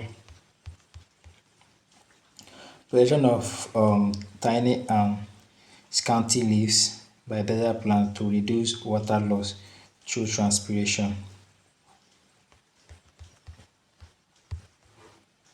Okay. Tiny and scanty leaves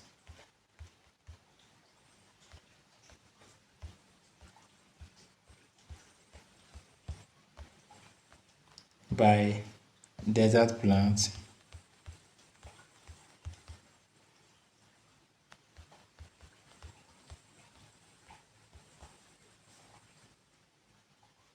to reduce water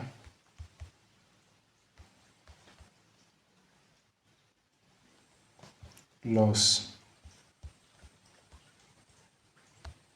through transpiration.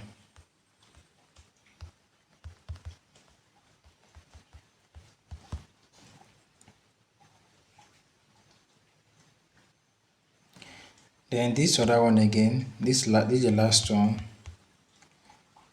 Protection of thick, waxy corticals on leaves. Okay, on leaves to prevent water loss.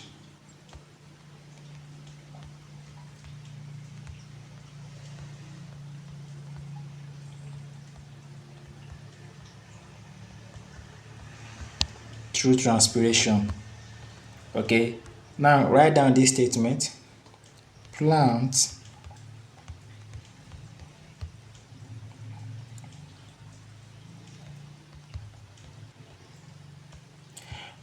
which can survive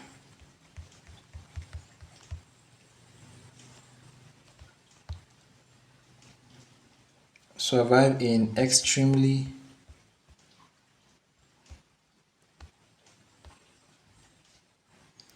dry places are called xerophytes. Okay, then while plants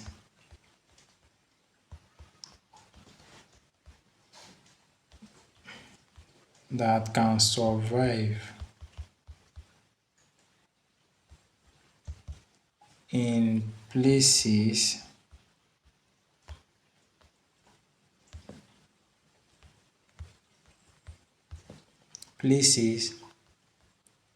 where the areas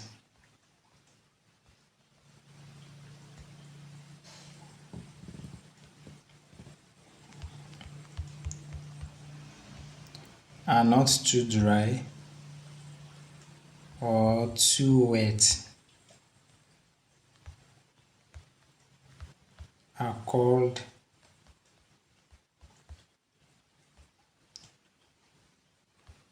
mesophytes. So make sure you take note of hydrophyte, xerophyte, and mesophyte. Know the difference. So, okay. Now let's look at the last part. The last part of this topic: special adaptations. Special adaptations of some organisms. Okay. Now, adaptation, number one, adaptation of tilapia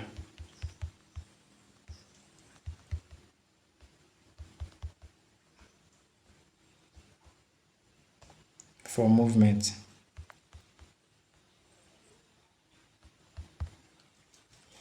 Adaptation of tilapia fish for movement. Are you getting it? Number one, fins. They have fins, right? For movement. Fin is for movement now. I've told you guys before. But still write everything down. It's very important. Either movement or what? Locomotion, isn't it? Then streamline body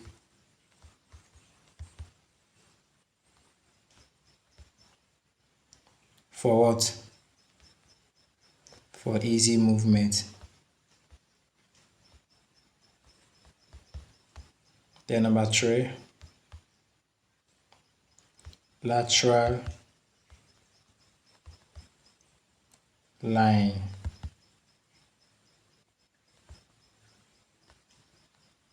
for detection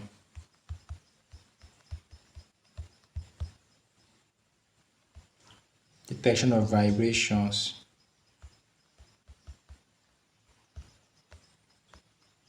Okay, in water. They detect if someone is coming. So the lateral lines, that is the function, okay? The lateral line, they function as what? Detectors. They detect for what? Vibrations in water. So take note. Then number 4, power, that is tail.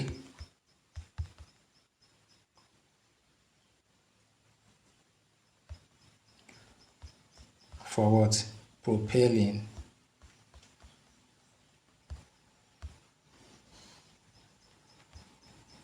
the fish forward.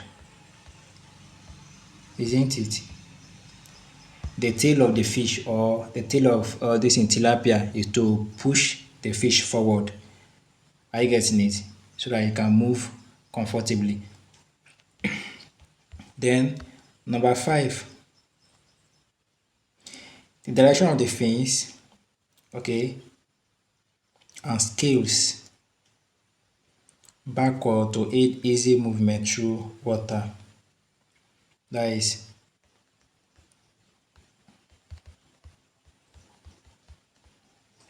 the direction of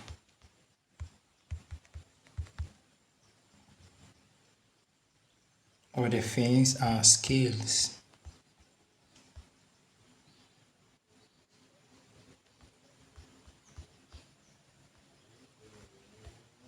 backward to aid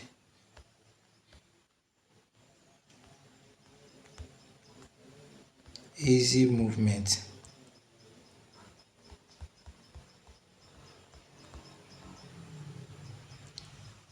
through water. Okay. Number 6,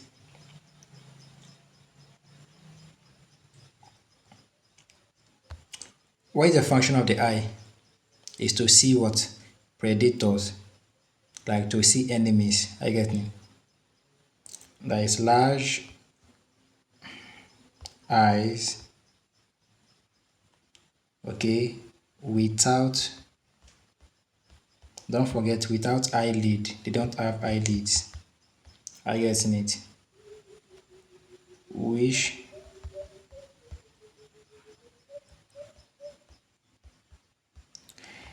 enables them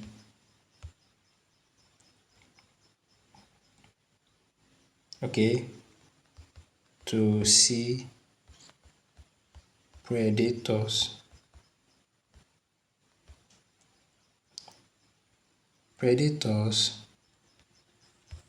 and prey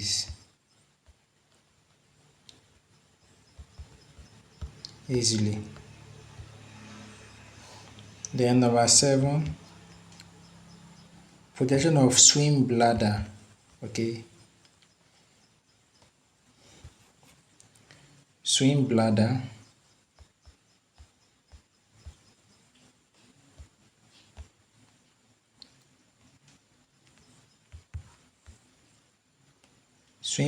which aids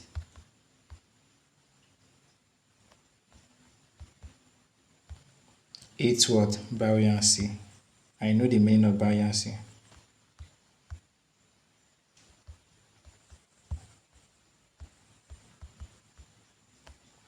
in water. Then number 8,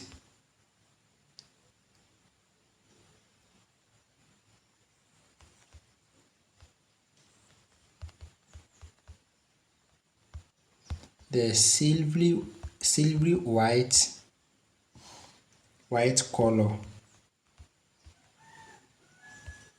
of the body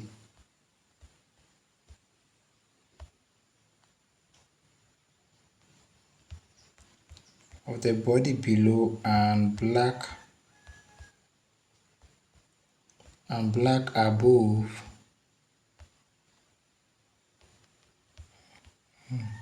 prevent from being seen by enemies. Okay, so the white and black color is to what? Prevent the fish from being seen by the enemies. Okay, so let's look at the adaptation of birds.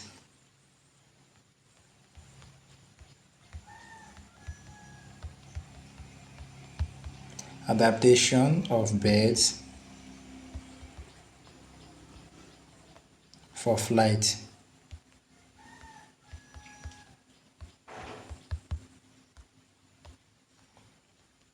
Number one, light. Protection of light body weight,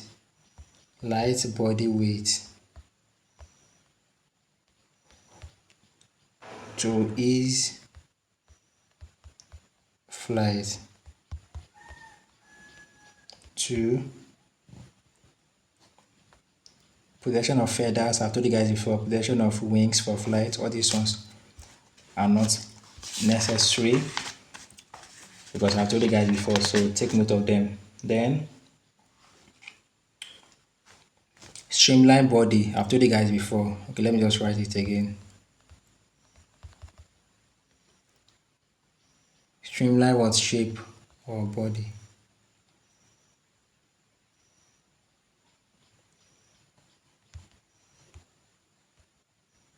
For easy flight, right? Then number three. Okay, this one very important. Possession of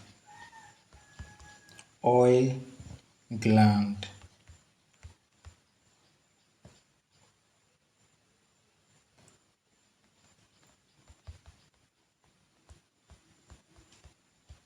Which serves as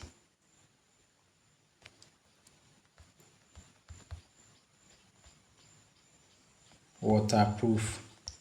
That's why when you pour water on birds, they will shake their body. Then that way this thing will go off. Isn't it? They will shake once they shake their body like this, no water will be there. So the oil gland, that is the function. Okay. Waterproof, right? Against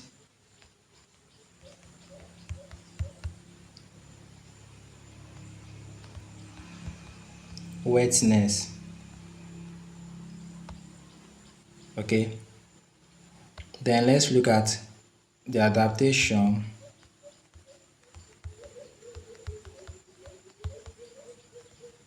of chameleon.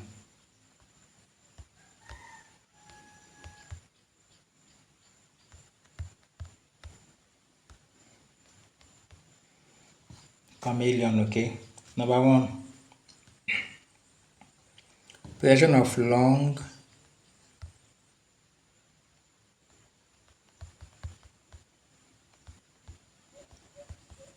long sticky tongue. For what? Use for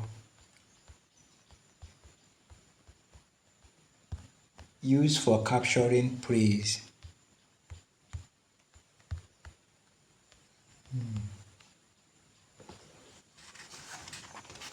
Then possession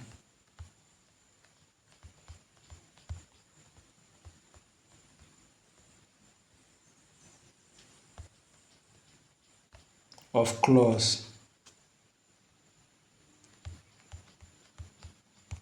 on its feet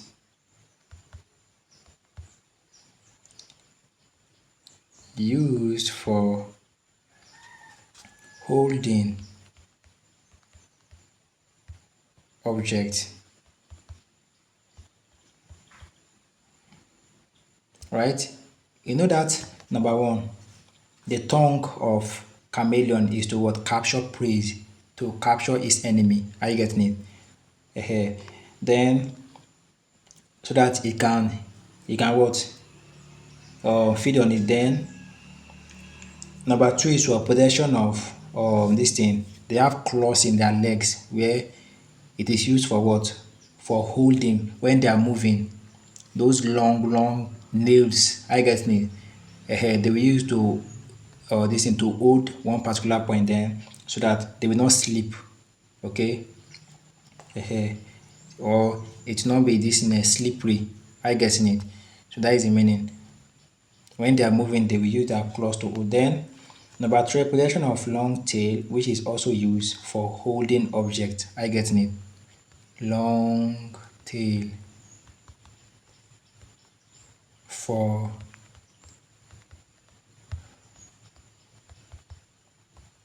holding object. I getting it. Then number four,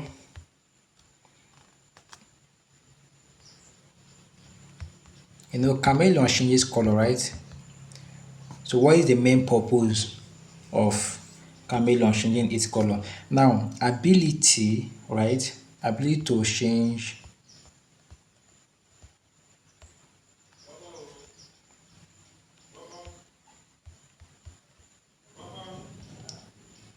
the color,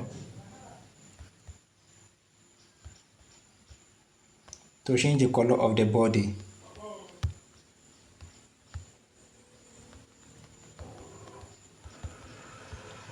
In order to hide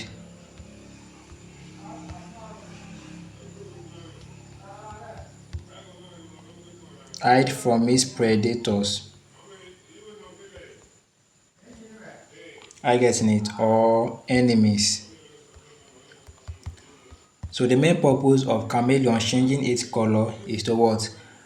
Is to hide from its predators or to hide from its what? Enemies. So know it from today, okay?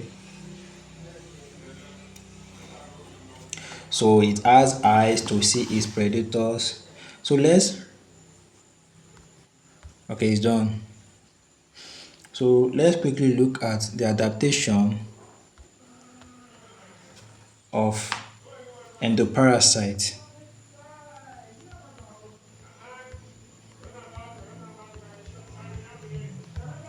Okay,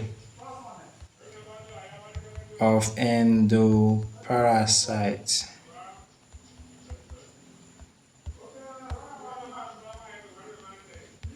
Number one,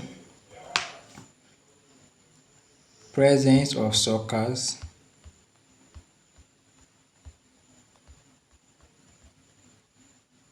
Presence of suckers, okay,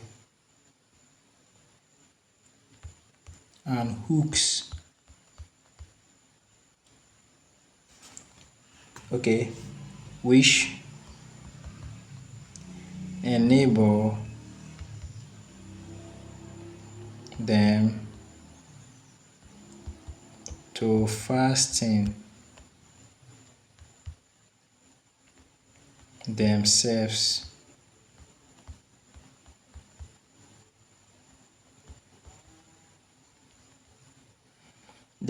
to the wall of the intestine.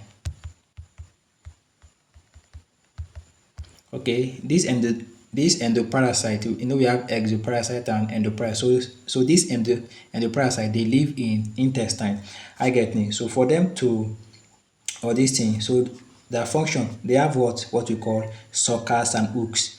So those suckers and hooks is what enable them to fasten themselves to the walls of, to move. I get me, to the walls of the intestine, so they can be what? Comfortable, okay, without leaving that particular spot. Then we have possession in tine membrane, which enable them to what?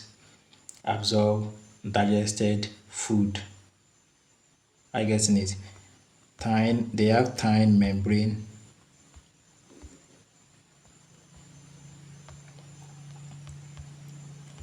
that enables them to absorb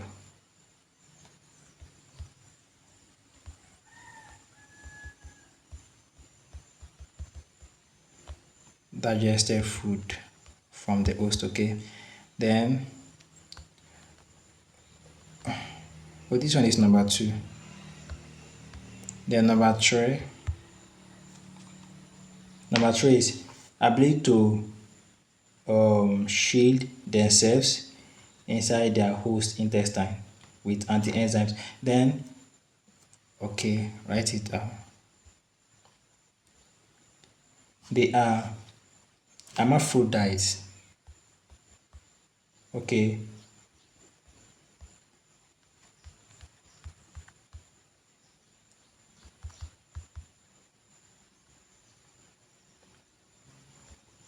and do not need opposite sex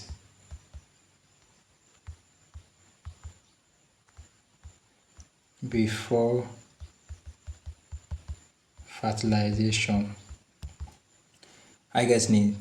Hermaphrodite means they can produce, like they can just in form of produce on their own. I get it. They in form of split this thing their self and produce this thing younger ones on their own without this thing. They are hermaphrodites and do not need opposite sex. They don't need a partner to have sex before producing children. They have the ability to produce by, let me say, like dividing themselves, like to produce younger ones. I get it by themselves. So that is meaning of hermaphrodite. So number four, the ability to lay numerous of eggs. Okay, to make sure new so the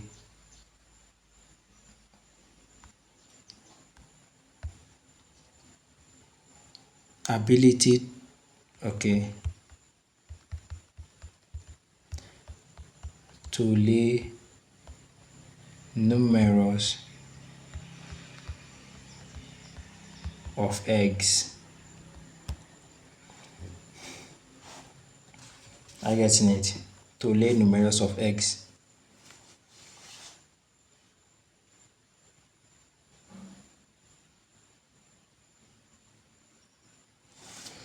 So the last one, okay, the last one, adaptation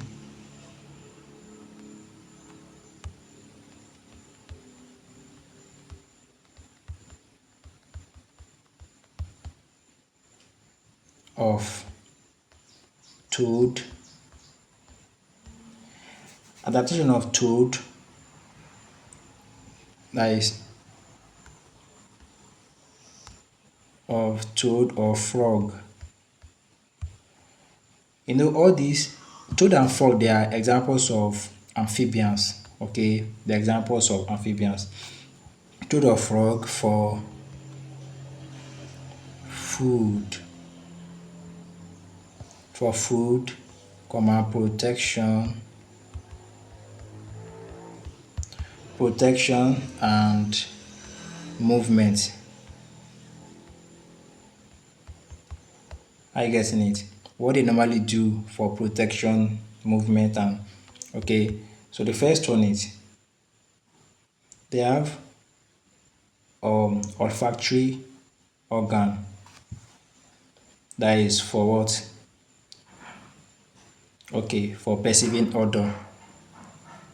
Possession of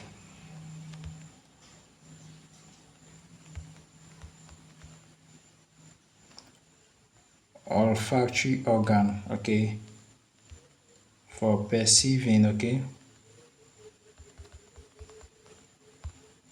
odor or smell. olfactory organ means nose. Okay, nose. That is another word for olfactory organ. So don't be confused.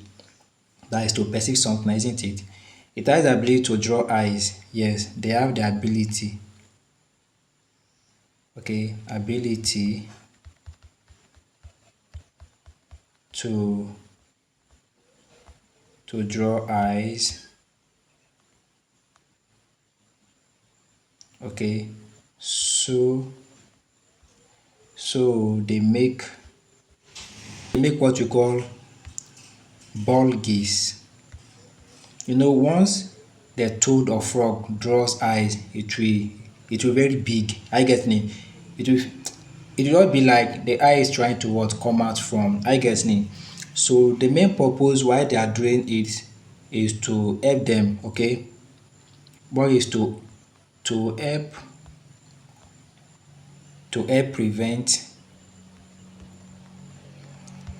prevent their prey from escaping. I get it. So that prey, that thing they want to eat, it will not escape, so they can catch it very well. You getting it? Then the tongue, number three, right? The tongue is attached to it. Then mouth, which can be rapidly extended to capture prey. Also, tongue, they have tongue and extension of mouth to capture their prey. I guess they can extend their tongue and mouth in order to capture their prey. Okay. Then for protection, just write everything. Number four, the skin is slimy with mucus. If you know toad or frog, if you catch it, it will be like in form of um it will be drawing like slippery. Are you getting it? Hair. So the skin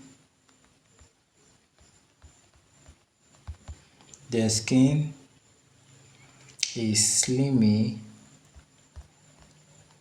with mucus. Okay, mucus gland. That is what is making the skin to behave like that. So the main purpose of that is to what?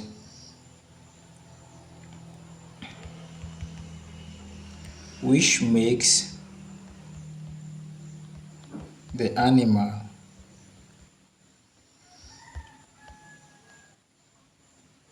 difficult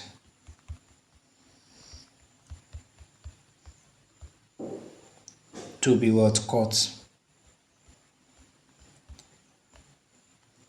by predators. Are you getting it? Very difficult. So it's very difficult for another animal to catch it because of that um nature on the skin. Okay. And number five, slimming fluid keeps the skin moist and prevent the skin from drying up. Okay. Slimming fluid, sorry, is F. Slimming fluid keeps the skin moist. Moist means there is water. Okay. Moist and prevent the skin from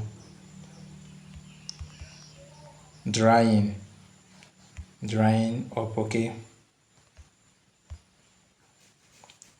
So take note. Then they have, okay, for movement they have webbed limbs.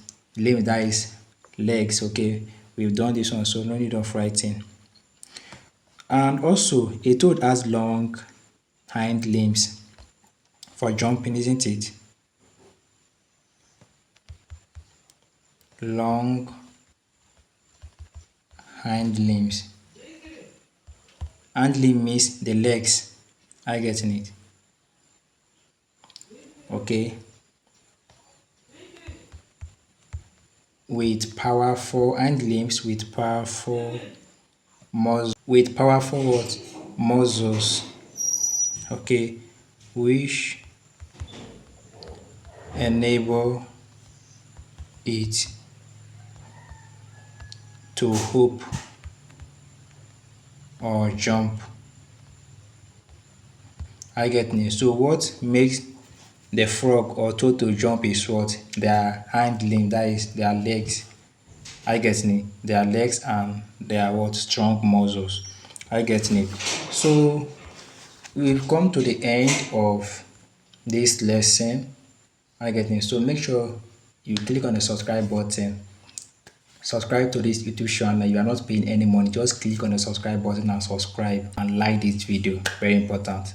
Drop a comment and like this video. Okay. So in case you are interested in joining my Jamb lesson group, you can shout me up on WhatsApp 09022368366. Thank you for watching. Bye.